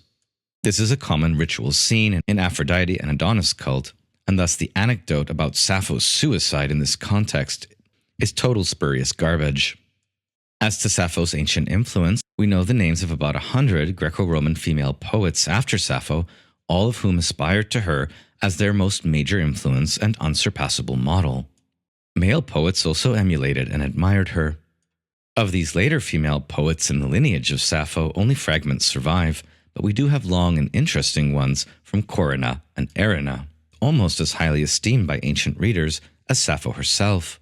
Alas, increasingly, in classical Athens and then throughout the Greek world, Sappho was also slandered and heterosexualized, and by the time of the Byzantine Empire, only a few copies of her works survived, usually cited as examples of sacrilegious smut, or what the Byzantines called tribadism, clitoris rubbing. We know that Pope Gregory took what did survive of Sappho in the Byzantine library and burnt it publicly. Increasingly, Sappho was remembered only as an insatiable prostitute, at best a prostitute priestess, or as a tribadist civilization destroyer, or as a giver of excellent lesbian sign. Sappho's last words, inherited from the ancient world, were written down by Eustathius. "The stars around the beautiful moon hide back their radiant form when she in fullness shines over the earth." Khairein lived 3 centuries after Sappho, and her poem The Distaff, sometimes called the lesbian honeycomb of Khairein, was very highly prized. One ancient author says that Sappho is better than Khairein at lyric poetry by as much as Khairein is better than Sappho at hexameters. Between Sappho and Khairein, we find Khairein, who sings beautifully from the muse Terpsichore, the muse of the dance, of the Curetes, Rhea, the infant Zeus, and many other myths. And who also sings of her own sleep or waning of inspiration, a bit like the nymph Chelene we learned about in the marriage of Zeus and Hera. "Are you sleeping endlessly? You never did before, Khairein," she asks herself. Other female authors in the Sapphic tradition included Telesina, Praxilla, Anoute, Gnosis, Moiro, Hedula, and Melino, although only Khairein, Anoute, and Gnosis survive in at least a few pages. Khairein is most remembered for her poem about her moving childhood friendship with Bacchus. Quote, "As young girls, we held our dolls in our bedrooms, pretending to be new wives, hearts as yet unbroken. But when you went to the bed of a man, you forgot all you heard from your mother as a child. My dear Bacchus, Aphrodite filled your heart with forgetfulness." Much more could be said and cited here of Khairein and the others, especially Khairin's lament over Bacchus's premature death. But let's turn here now to another poem I've included in the course pack, in his 3rd poem of his breakthrough New Poems, and after Early Apollo and a Love Song, 3 short poems follow: Khairein to Sappho, Sappho to Khairein, and Sappho to Alcaeus. The first 2 of these are very short works of what we might call Rilkean necromancy, with Rilke as a medium who observes but is barely involved, overhearing a conversation between Khairein and Sappho. First, Khairein speaks to Sappho very trenchantly. "O you, fierce, far-flinging hurler, like a spear among domestic things, I lay among my kin. Your music launched me far. I don't know where I am. No one can ever bring me back. My sisters think of me and weave, and the house is full of trusted footsteps. I alone am distant and given over, and I tremble like a plea, for the lovely goddess burns at the center of her myths and lives my life. Sappho replies briefly and very cryptically to Erina, I want to fill you full of turmoil, want to brandish you above me, you vine-clasped staff. Like dying, I want to pierce through you and pass you on like the grave to life, your life in all these things. Bonus points for interpreting these two short poems or the song Sappho to Alcaeus in the discussion forum this week. If learning more about archaic women poets of ancient Greece interests you, you can pick up this nice anthology, Sappho's Lyre. On Sappho's modern influence, we can probably begin by noting that she becomes a symbol of the liberation and the creativity of female desire, and also the antithesis of male patriarchal and martial values. As we read in fragment 16, some may say an army of horses, and some men say an army on foot, and some men say an army of ships is the most beautiful thing on the black earth. But I say it is what you love, or whatever you desire. This line will be frequently interpreted as ancient evidence that not everyone in the 7th and 6th century BCE bought into the martial values of Homer's Iliad, and this fragment is wonderfully put to use in many great works of 20th century theory, such as especially in Simone Weil's essay on the Iliad or the Poem of Force. As to the textual history of Sappho's modern reception, 1555 marks the date of the first edition of Sappho, which combines most of the surviving citations, but from here to the 1890s, all that survived of Sappho was one complete poem, her hymn to Aphrodite, one part of a longer poem that breaks off, the famous fragment 31, which we'll look at in a minute. During the first wave of Sappho rediscovery, her pronouns were altered to make the poems heterosexual. By the late 17th century, Boileau's translations opted not to change the text and became a standard. And after this, increasingly Sappho was taken up in attributed and unattributed ways in most all the great modern European poets, and especially by leading female poets and intellectuals. Anne Dacier was a respectable Enlightenment scholar, translator, and widow who did a great deal to rehabilitate Sappho's modern reputation. And Madame de Staël, herself a kind of Sappho, lady of letters and of the salons, the very woman who brought German Romanticism to France and wrote Corinna, played a major role in making Sappho very chic. After this, Christina Rossetti, Mary Robinson, Mary Wollstonecraft, Hilda Doolittle, Sylvia Plath, and many, many others did wonderful things with Sappho's legacy in their own poetry and re-envisioning. We can even say that in a very real sense, Sappho, more than anyone else, gave birth to the Romantic movement, becoming at this time and afterwards a symbol of women's creative autonomy and later also of male homosexuality, such as especially in Oscar Wilde or Allen Ginsberg. Nowadays, Sappho's lines are frequently found in pop songs such as The Silvery Moon, and today the site of Sappho's birth on the far west of the island of Lesbos still proclaims her legacy, with only women, nudist beaches, and a culture of bohemian sapphic love. We would probably need about 20 slides like this to inventory all the different women whom Sappho visited, restarting her own legacy. And you might look up here Christina Rossetti in Sappho or Mary Robinson in Sappho, and I especially like Hilda Doolittle's The Wise Sappho, and of course Madame de Staël's Corinne or Italy, loosely based on the Sapphic tradition in Corinna, is still an excellent read today. You could do your essay project on any of these modern female Sappho inheritors. Turning now to a bit of Sappho's actual poetry from the Mary Bernard translation. Here are a few quite invocative fragments, arranged to tell a kind of story. Sappho sings, I took my lyre and said, come now, my heavenly tortoise shell, become a speaking instrument. Although they are only breath, words which I command are immortal. So come now while we dance, come here to us, gentle gaiety, revelry, radiance, and you muses with the lovely hair. They're locked in, oh, the doorkeeper's feet are 12 yards long, 10 shoemakers used 5 ox hides to cobble sandals for them. And I said, Sappho, enough, why try to move a hard heart? You may forget, but let me tell you this. Someone in some future time will think of us. Just last night I dreamed that you and I had words, Cyprian. This way, that way, I do not know what to do. I am of two minds, and pain penetrates me, drop by drop. So I ask you, sir, stand face to face with me as a friend would. Show me the favor of your eyes. Alas, rich as you are, death will finish you. Afterwards, no one will remember or want you. You had no share in the Pierian roses. You will flitter invisible among the indistinct dead in hell's palace, darting fitfully. But I have no complaint. Prosperity that the golden muses gave me was no delusion. Dead, I won't be forgotten. Of course, each fragment of Sappho is an isolated line which tells its own story and is part of a poem mostly lost.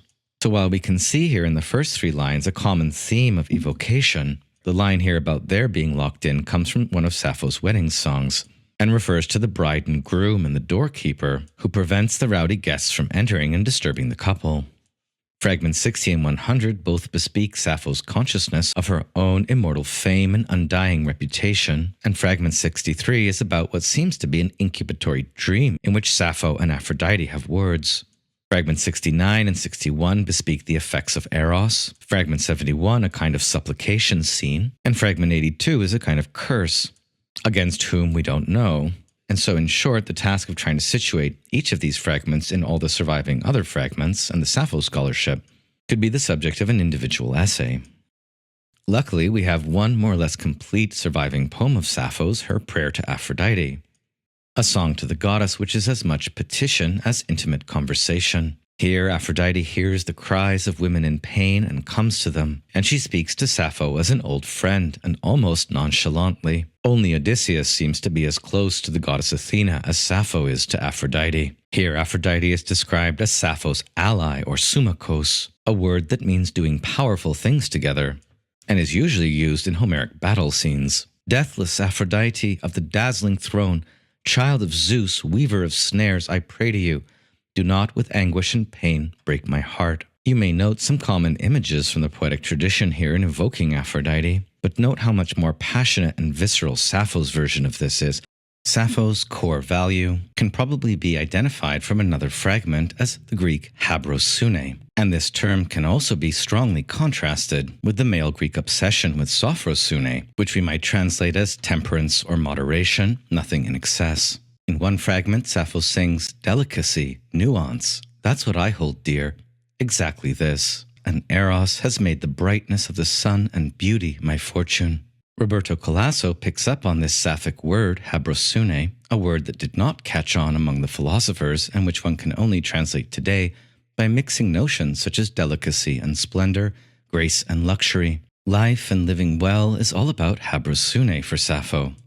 And so it's interesting that this word shows up in the modern world only after Jacob Hübner used it in 1816 to name a species of particularly beautiful moths. To modern ears, habrosune describes one's unique aesthetic polish or sense of beauty in life. And this is why Jim Powell translates it above with 2 words, delicacy and nuance. It has also been translated as daintiness, graciousness, jouissance, effeminacy, tenderness, womanliness, and sensitivity, and is suggestive of maidenly qualities such as being gentle, soft, flexible, supple, resilient, yielding, or sensitive, as well as pretty, graceful, charming, sensuous, lush, luxuriant, sensual, or opulent. Any of these words might translate habrosune in certain contexts. And here we should also note that despite having a confessed penchant for lesbian love poetry, Solon also recommends against habrapathine, meaning soft living or the easy life. The great scholar Martin West translates habrosune as loveliness, and notes that although it's an inadequate translation, he doesn't know of an adequate one. Powell thinks that sensitivity comes closest, of how to make sense of the preponderance of fragments that seem to be set in wedding festivities or epithalamia. Various theories have been proposed, especially that Sappho was a priestess who officiated at weddings, or maybe even a high-class courtesan, one of whose main gigs was providing the musical song at weddings. Margaret Mountford's documentary helpfully underlines that singing of the gods and of love are natural things for a poet to do, and that we don't need to pigeonhole Sappho into either the role of a priestess or a prostitute to explain this. There is ample evidence that Sappho was a very dynamic, what we might call singer-songwriter. And so she might lead religious dedications to various gods at their temples and festivals, but might also be the main entertainment at a wedding. In the more recent history of Sappho studies, the entire classical studies world, and actually much of the globe, was rocked when lost fragments of Sappho's work started showing up from ancient Oxyrhynchus papyrus fragments. This was a massive find filling 700 boxes, and the vast majority of it is yet to be deciphered. And so we might expect in the future quite a few new fragments of Sappho's poetry to turn up. The first of Sappho's poem that Oxford archaeologists Grenfell and Hunt deciphered from the garbage dump of ancient Oxyrhynchus was a fragmentary prayer and biting satire against her brother Caraxes. The beginning read, "Nereids, grant that my brother come back to me unharmed, and that all he wishes in his heart will come true. And grant that he atone for his past mistakes. Make him a joy to his friends and a grief to his enemies, and may no one bring us sorrow again." Sappho here being remarkably frank about her brother's misdeeds. Much more recently, Dirk Obink, the renowned papyrologist, deciphered the brother's poem. "But you are always chattering that Charaxus is coming with a full ship. These things, I suppose, Zeus knows and all the other gods. But you should not worry about them.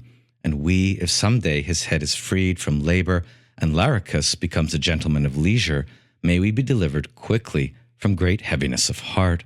From these two fragments, here only cited in part, and from other fragmentary testimony and poems, a picture starts to emerge. Laricus, Sappho's younger brother, was not yet mature, still just serving wine in the town hall as a cupbearer. While Sappho's older brother, Charaxus, had taken part of the family's fortune to Egypt, where he squandered it on liberating a courtesan, Dorica or Rhodopsis, the rosy-faced. Recall how in Hesiod's poem Works and Days, one of the main themes and the reason he wrote the poem was to excoriate his brother's bad behavior in a legal dispute over property. Hesiod's brother was vicious, not virtuous, and it seems quite likely, from these fragments, that Sappho is here participating in a similar tradition of excoriating a wayward brother. Other fragments might reveal details about the political events that led to Sappho's exile. For example, she upbraids her former lover, Mika, for leaving or betraying her, i.e. going to the other side. Another recently rediscovered Sappho poem, which is really stunning, is all about aging and seems to be a work of the older Sappho. Women in ancient Greece were generally lucky to live above 40, but it seems that Sappho was more long-lived. The bare rudiments of this passage were discovered only in 1922, again in the Oxyrhynchus papyruses, but barely legible. 80 years later, however, this poem turned up on the antiquities market on a piece of papyrus that had been used to wrap a mummy. What could be more fitting and magical than a newly discovered Sappho poem about aging, which had to be peeled off a corpse? This discovery was so sensational and caused such a stir that it turned up in the Times literary supplement and was translated in a matter of days, more or less globally. And for this brief moment in the modern history of the Sappho reception, her voice suddenly returned, speaking to the entire world about the realities of aging. The reconstructed poem reads in the marvelous West translation, "The violet-robed muse's lovely gift belongs to you now, children, and the piercing lyre, the friend of song. My body that before was supple, age has already taken by surprise. My raven tresses all turned white. My spirit has grown heavy, and my knees too weak to carry me, that once were quick to dance as fawns. I grumble at them often, but what good is that? For human beings to be ageless is not possible. They say that once, for love, Dawn of the rosy arms carried Tithonus aboard her golden bowl to the world's end, when young and handsome, but all the same, in time, grey age caught up with him, although his wife was an immortal goddess." In the first fragmentary papyrus discovered, we only had a few words from each line, and it looked like Sappho was singing about maidens dancing as fawns. Only the later discovery on the mummy revealed that she was talking about her weak knees, which no longer can dance as fawns as once she did. We've already seen the myth of Eos, or the dawn, and Tithonus in the Homeric hymn to Aphrodite. Recall that Aphrodite might have immortalized Anchises, but didn't really want to and used the myth of Tithonus as an excuse. In the Homeric hymn, it seemed magical thinking, and the omnipotence but fickleness of the gods was center stage. In Sappho's mature poem about aging, to be ageless is simply not possible. Even if the gods could protect and immortalize her, there would be no other fate in store than that of Tithonus. As to Sappho's relationship to and ideas about death or the afterlife, our sources so far are silent. But we do find one fragment where Sappho advises those around her on how they should face her death. It is not right in the house of those serving the muses for there to be lamenting. That would not be fitting for us. The implications of this fragment alone for the spurious myth about the suicidal death of Sappho for love of a man is extremely clear. Sappho loved and appreciated life and was thankful to the gods for the gifts they had given her, but fully accepted the realities of aging and of death. As Freeman comments here, whatever she believed awaited her after death, Sappho knew that her songs would live on. So that being our general introduction to Sappho studies, And the main topic of this lecture being Aphrodite and Eros, let's turn now to a more in-depth look at Sappho's Eros as the Sweetbitter. And here our guide will be the astonishing and probably unsurpassable Canadian classical studies scholar and poet Anne Carson. The 3 short opening chapters of her book Eros the Bittersweet, subtitle, an essay on the economy of the unlost. The 3 most commented upon fragments in Sappho that concern Eros are 47, 130, and 159. Eros shook my mind like a mountain wind falling on oak trees. Eros, the melter of limbs, now again stirs me, sweet bitter, unmanageable creature who steals in. And both you and my servant Eros, this last one being a mere phrase. Carson begins, it was Sappho who first called Eros bittersweet, and no one who has been in love disputes her. What does the word mean? Sappho's Eros is both pleasure and pain, contradiction and paradox, a mind and a heart split in 2. The most compact way to say this is that Eros is both sweet and bitter, qualities that Sappho combines in that order and in one word, glucopikron. Not only in Sappho, but in the entire lyric poet tradition, Eros is a very instant of desire, creeping upon its victims, or in Sappho's Greek, orpeton. And Eros is something against which nothing can avail, a makanon. Eros is irresistible sweetness and love, but also bitter enmity and hate, or as Tolstoy puts this in Anna Karenina, and hate begins where love leaves off. Again emphasizing the order, first sweet, then bitter. Carson next points to the Iliad, in which Aphrodite threatens Helen ominously to play her part. However, Helen's own desire for Paris is ever divided between love and hate, sweetness and bitterness. Menelaus, Helen's husband, suffers pothos, longing, and dreams of the flown Helen and their ruts of love in the bed. The Trojan War can be said to have begun when hate seeped in to fill Menelaus's empty void. And thus, although not mentioned in Homer, Eros, in a very real sense, is the god who kicked off the Trojan War. Just like Menelaus or Helen, the later poet Catullus can sing, I hate and I love. Why, you might ask? I don't know, but I feel it happening and I excruciate. But for Anne Carson, Sappho's own pothos or longing is more physiological, less conceptual than this. Sappho's Eros is bittersweet in a sensuous and bodily way, like bitter honey or sweet fire and its parching madness. Bittersweet Eros can be liquidity and rigidity at once. Recall how in Hesiod, Eros was a mingling that, like in Sappho, melts the limbs, and in which thought and sensation are confounded. By the time of the first lyric poet, Archilochus, Eros the limb loosener also crushes and destroys, and throws everything into uncertainty. Although in Archilochus this fate is usually being visited upon an innocent maiden, rather than an emotion he experiences himself. Sappho's relation to the blessings and the curses of Eros seems to be far more ethical. She writes, I don't know what I should do. 2 states of mind are in me. Similarly, Anacreon sings, I'm in love, I'm not in love, I'm crazy, I'm not crazy. In the later tragic poet Sophocles, quote, desire keeps pulling the lover to act and not to act.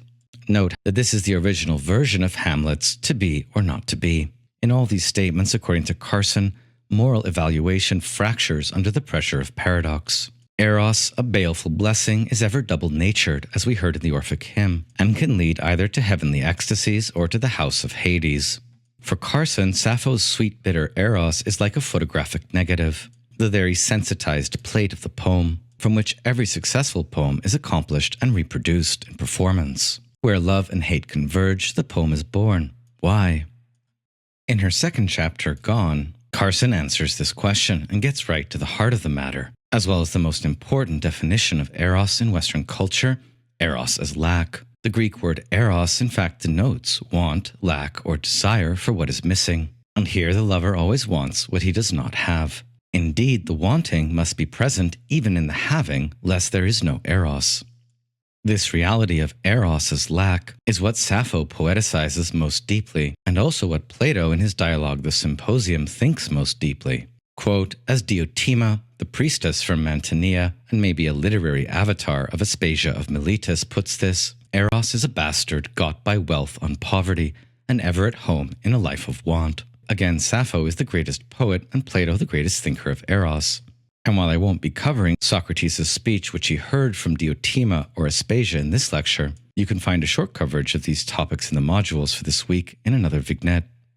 Carson goes on, demonstrating her great erudition. In Simone Weil, Eros is hunger, like for food, a hunger to love and to be loved. We might even say that Eros is a hunger for hunger itself, for its repetition and for its repletion. The 20th century French existentialist Jean-Paul Sartre calls this dimension of Eros pure dupery and defines Eros as a system of infinite reflections. Love is a deceiving mirror game, and it leads ever to frustration.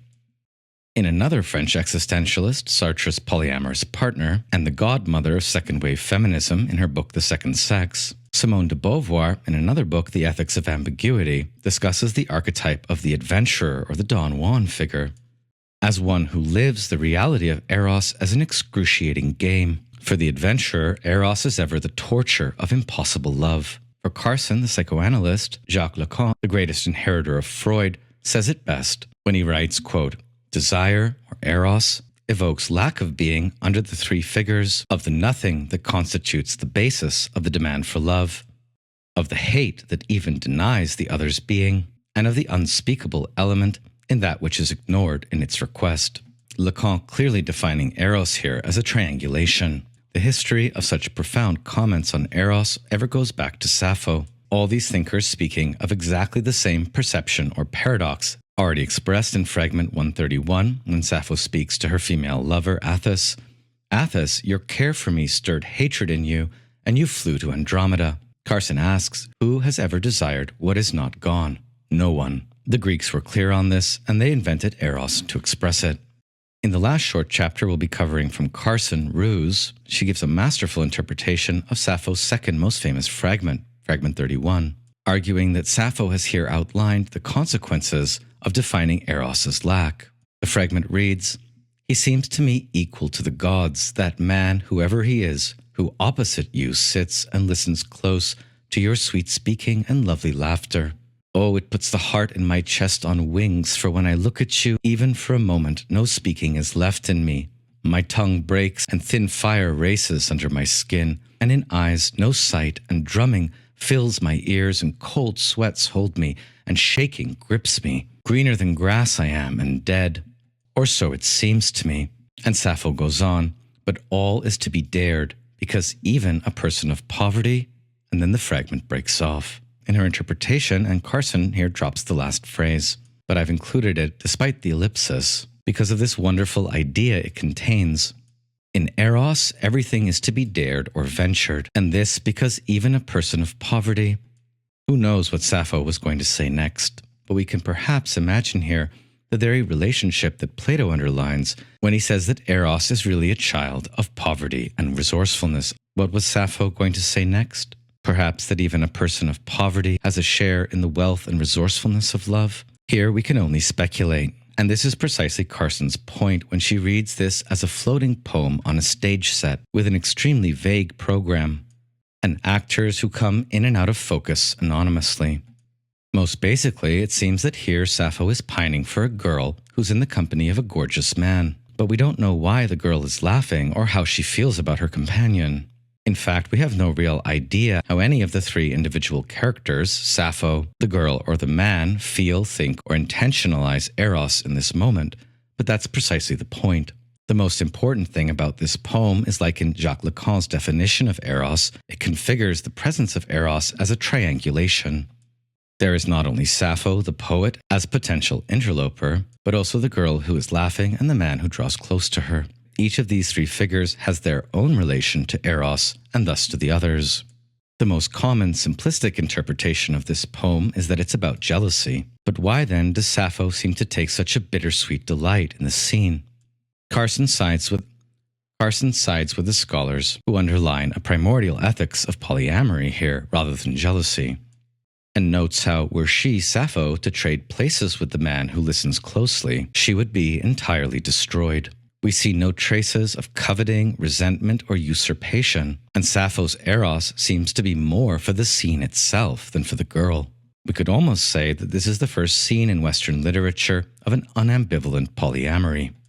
And this despite, as Sappho sings, the ambiguous physiological effects of such Eros. To further bring home this contrast between Eros and triangulation and Eros as ruse, Carson next compares a Hellenistic epigram. quote, "If you looked upon my beloved and were not broken by desire, you are either totally a god or totally a stone." We might imagine that in fragment 31, Sappho is choosing to become a goddess, becoming herself an onlooking Aphrodite. But Carson as well rejects this explanation of the poem. Why?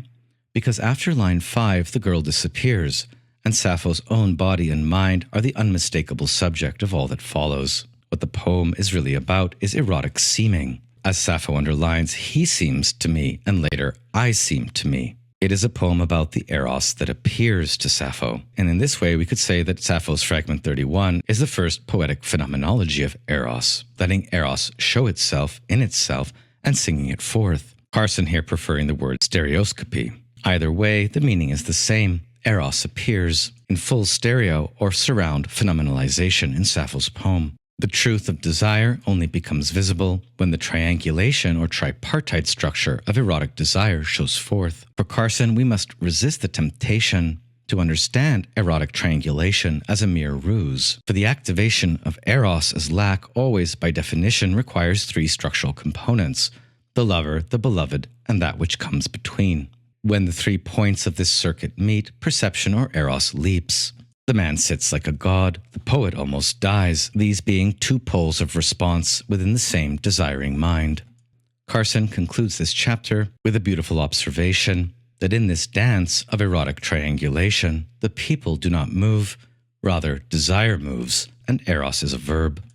Amazingly, all these subtle points that Carson teases out of Sappho's poem are more or less what Diotima of Mantinea says about love in Plato's Symposium. The rest of Carson's book is equally brilliant, and I would rank this book as one of the top 10 books in classical studies relevant for a modern audience, and it's also another great topic for an essay project.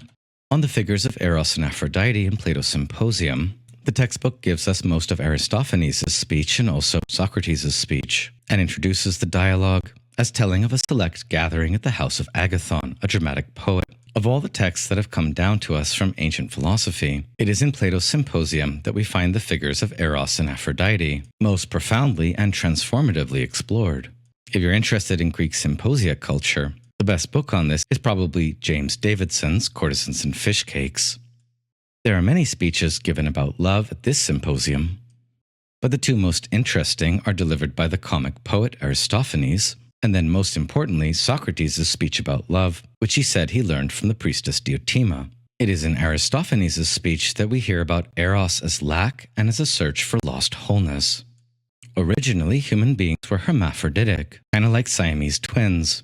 Comically, the first humans had 2 heads and bodies, and 8 limbs, and were constantly attached at the genitals, and so experienced a constant and profound comfort. According to this myth, men and women were created when the original hermaphrodite was separated, and this is why we're always lacking our other half, or the partner to complete us. And it also explains why human beings try out many love partners, ever searching for the one that fits just right. There's a depth to this myth, of course, but Socrates' speech, which he heard from the priestess Diotima, far surpasses this. In the end, in Plato's dialogue, Aristophanes is still stuck a little bit too much on Aphrodite Pandemos, common Aphrodite, whereas understanding Eros as an intermediary spirit or daimon, the space between, and accepting that our erotic relationships will always be a triangulation, is necessary for realizing the true philosophy of love, and so learning to love higher things in accordance with the stages of Diotima's ladder. It is in Socrates' or Diotima's speech about love that the myth of Aphrodite Urania, first mentioned by Aristophanes, reaches its highest expression. All right, so we've arrived now close to the end of this lecture. The manifestations of Eros and Aphrodite in Greek religion, myth, poetry, and philosophy, check. No discussion of Aphrodite and Eros in the ancient world would be complete, however, without some coverage of the myth of Eros and Psyche. If Ariadne is the first mortal female to be transformed into a goddess, Psyche is the last. It is in Apuleius, a Roman author of the 2nd century CE, in his novel, sometimes called The Metamorphosis, sometimes The Golden Ass, who alone from all our ancient sources tells Psyche's tale. And he puts it at the center of his novel regarding the adventures of his semi-autobiographical character, Lucius. Most all scholars agree that the tale of Eros and Psyche pre-existed in folktale and fairy tale. In Apuleius, it is transformed into a Platonic allegory.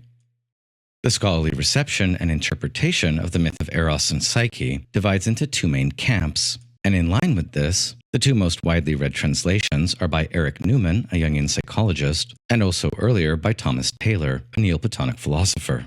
Thomas Taylor having given us the most beautiful translation of this myth. For an introduction to Apuleius, his writings, and his time, Earl Fontenelle's History of Western Esotericism podcast is excellent, episodes 73 to 74. And if you don't have time to read the tale this week, which would be a real shame, I've uploaded Earl's marvelous retelling in the modules with his permission. We don't have time here to get into all the details of the plot, so let's just look briefly into the meaning of this myth. If the archetypal psychological interpretation of this tale interests you, you can read Eric Newman's extensive commentary, although I'd warn that it's not quite as good as Marie-Louise von France's, who was Jung's privileged disciple and wrote voluminously on the topic. Carl Jung as well thought this myth to be especially significant. Von Franz, Newman, and Jung all agree that what we see in Psyche's tale is a process of interiorization of the gods. Whereas previously the gods had been worshipped as forces and entities external to the human subject, in modern consciousness the divinities are buried as archetypes that continue to live only in the depth of the collective unconscious. No longer being objective presences in the world, as in Otto's rationalistic and natural interpretation, the gods themselves become features of the human psyche, and this process unfolds very gradually, from Apuleius' time to our own. What is so fascinating about the tale of Eros and Psyche is that read in a modern psychological way, it marks the very moment of the flight or death of real gods in the world, and with that, the becoming divine of the human subject. Nobody reading this tale can really understand it without looking into the reasons for Aphrodite's wrath. Back to basics, Eros is here called by his Latin names Cupid or Amor, and he appears as a handsome winged youth, as in myth. Psyche's name means soul or butterfly, and her tale is here an allegory of the union of the human soul with the divine. The kids' version of the beginning of this tale might read, "Once upon a time, a king and a queen had 3 daughters, of whom Psyche was so beautiful that Venus, Aphrodite, was jealous. She ordered Cupid to make Psyche fall in love with the most vile of creatures. But instead, Cupid himself fell in love with Psyche. She was transported to a magnificent palace, the original beauty with her beast, since each night Cupid, as an anonymous bridegroom, visited her and departed quickly before sunrise. Why is Aphrodite jealous of Psyche?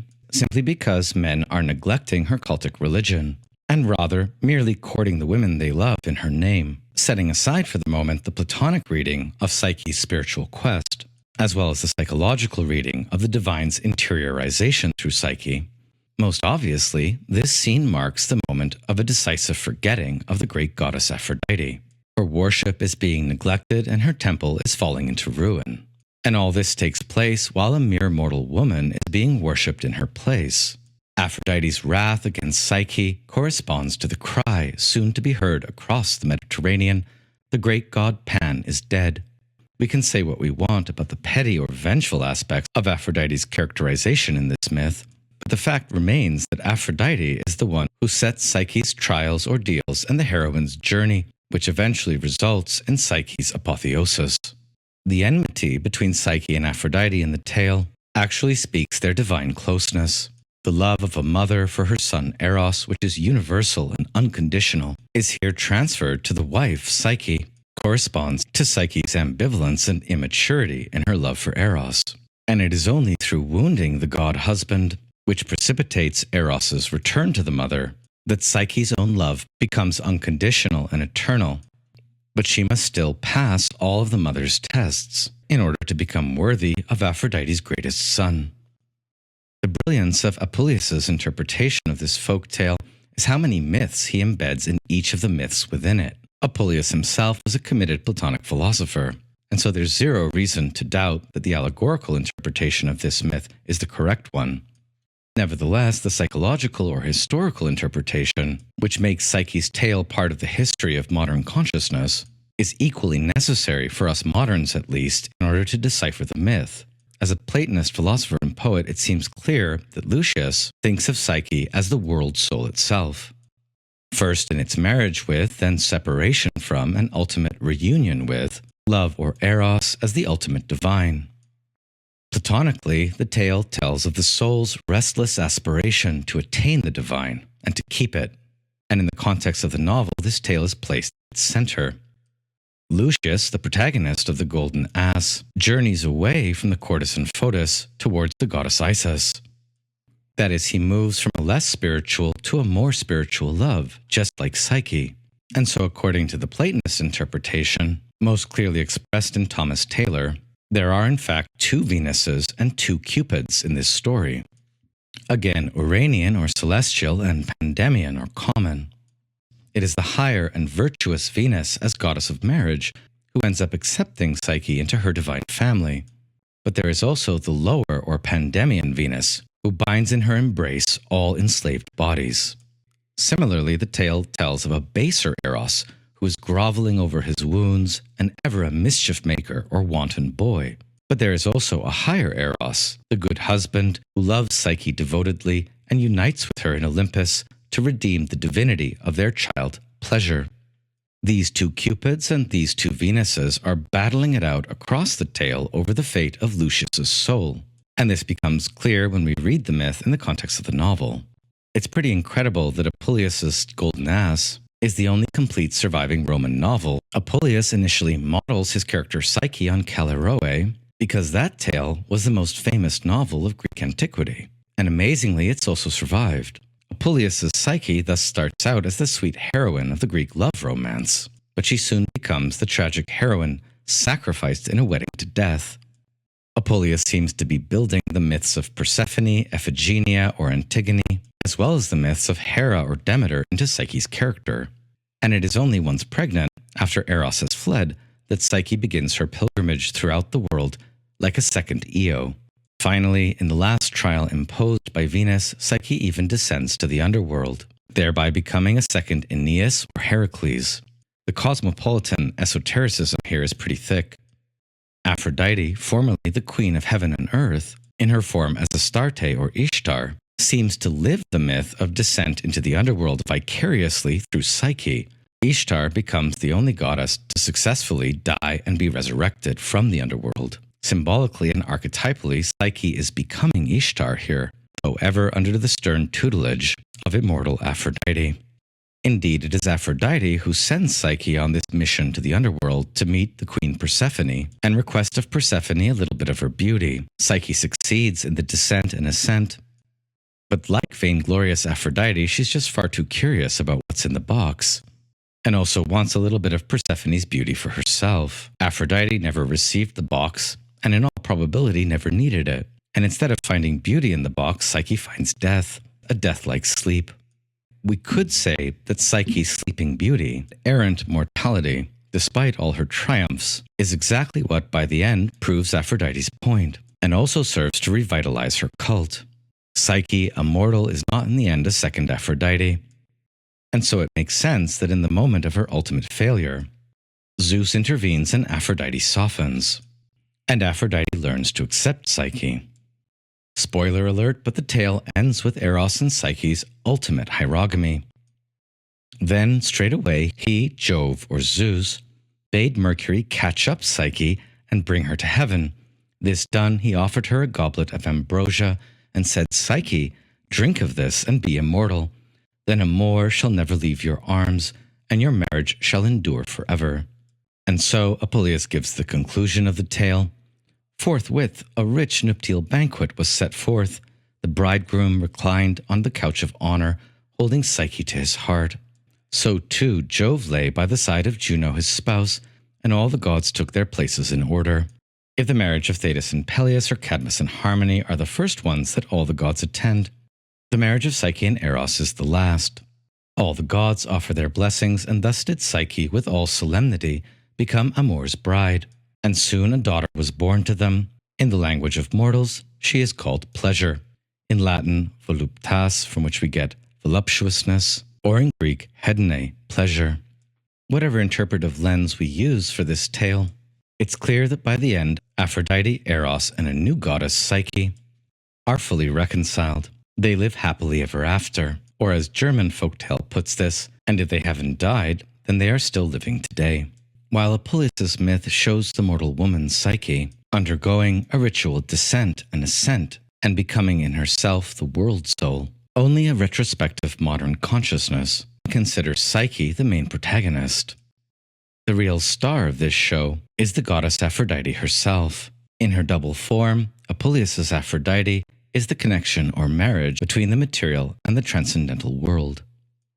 Apuleius' Aphrodite is ultimately the goddess of the sacred marriage or hierogamy, of the visible material world in which Psyche is first enmeshed, and the invisible realm or the world soul to which she ascends. Apuleius is a pretty good Middle Platonic philosopher, but of course the later Proclus is better. And so again, I'll conclude this lecture with a reading of Proclus's 2 hymns to Aphrodite. For here, much like in Apuleius, Aphrodite and her Eros is the world's soul, the Psyche that vivifies all, and still the greatest goddess of the Hieros Gamos or sacred wedding, despite her Greek subdivision into Hera, Demeter, and Persephone. Proclus sings to this more general and cosmic Aphrodite.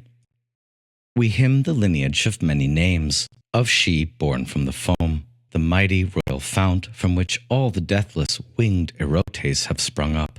Some erotes shoot at the soul with transcendent arrows, so that receiving the spiritual goads of desire, they may long to see the fiery courts of their mother. Some, because of the evil-averting wishes and designs of their father, the father who ever wants to increase the endless world with its progeny, places desire in souls for an earthly life. Still others look away towards the varied paths of wedding songs, so that they might fashion from mortal stock a deathless race of long-suffering humans. But all are concerned with the deeds of Cytherea, the begetter of love. But goddess, for you are far-hearing, no matter where you are, whether you embrace the great heaven, where they say that you dwell the divine soul of the everlasting cosmos, or whether you dwell in the upper air beyond the rims of the 7 orbits, pouring your unconquerable strength into your lineage. Hear me, straighten the painful course of my life, O mistress, with your just shafts, putting an end to the icy thrust of my unholy desires. What a masterwork by Proclus. Note how the erotes are both the anagogic daimons who assist in the ascent, the spiritual goads of desire, as well as the source of the mischief of Eros. The multi-locality of Aphrodite herself is here more metaphysical than mythical. She is herself the world's soul whose chief attribute is love, but also the guardian of the descent into matter, the queen of the 7 orbits of the planetary sphere. We can imagine the individual mortal woman, Psyche, ascending through Aphrodite's planets, eventually dwelling with her and her husband Eros in the world soul itself. What Proclus asks of the goddess Aphrodite is extremely simple, stated in the 2 lines at the end. Goddess, straighten the painful course of my life, overturn the unjust shafts of the erotes in their demonic mischief, and put an end to all my unholy desire. While we might read this as a kind of asceticism, a kind of denial of the sexual function of Aphrodite, or a preference on Proclus's part for the supersensible and transcendent over the sensible physical world, in fact, what Proclus sings is delightfully ambiguous and obscure. What the man Proclus asks for is not an end to desire, eros, or the pleasures of love, but an end to unholy desire. And he hopes that the rich sensuality of the goddess Aphrodite herself will be present in his loving mortal life for the time that remains. How on earth did Proclus, like Sappho we might say, develop such a close relationship with the goddess Aphrodite? To explain this, scholars have noted that Proclus was raised in Xanthos in Lycia, and that he was a member of a very old aristocratic family with a long history in his region of singing to the Aphrodite who listens. Unlike Lucretius's aloof and transcendent Aphrodite, and even unlike Apuleius' Aphrodite, who reflects the conflict in Apuleius' own soul, and in a perfect harmony with Sappho's Aphrodite, Proclus's Lucian Aphrodite oversees the greatest of all blessings for mortals, which is ever the sacred wedding of gods and mortals itself, the ultimate initiatory event of hierogamy. Who knows how this stuff happens, but Proclus's hymn to Lucian Aphrodite as a goddess of the sacred wedding has also survived. It reads, "We sing a hymn to the young maiden Aphrodite, queen of the Lucians, once the leader of our fatherland, divinely inspired, overflowing with her assistance that averts evil. She erected a holy statue in our city which holds the symbols of the spiritual marriage and of the spiritual wedding between fiery Hephaestus and Aphrodite, the daughter of the sky. They, meaning the Lucian ancestors, and they called the goddess Olympian on account of whose power they often escaped the man-destroying arrow of death. They held their eye on excellence, and a stalwart, bright-minded race sprouted up from the fertile beds, and everywhere was a bountiful sea calm in their lives. But do now accept the sacrifice of our eloquence, O goddess, for I am myself of the blood of the Lucians.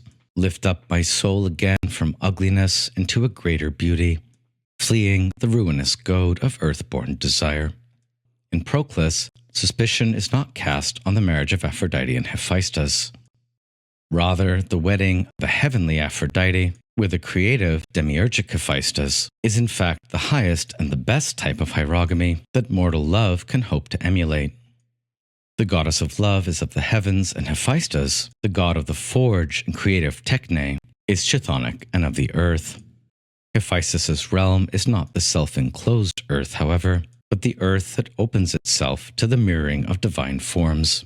Hephaestus here becoming the chief lieutenant or herald of the one paternal mind of the cosmos and even the demiurge himself. Again, we'll get back to this Hephaestus in our unit on shelling. I hope you've enjoyed this lecture on Aphrodite and Eros, Sappho to Psyche. Thanks for listening, everyone, and we'll see you all next week.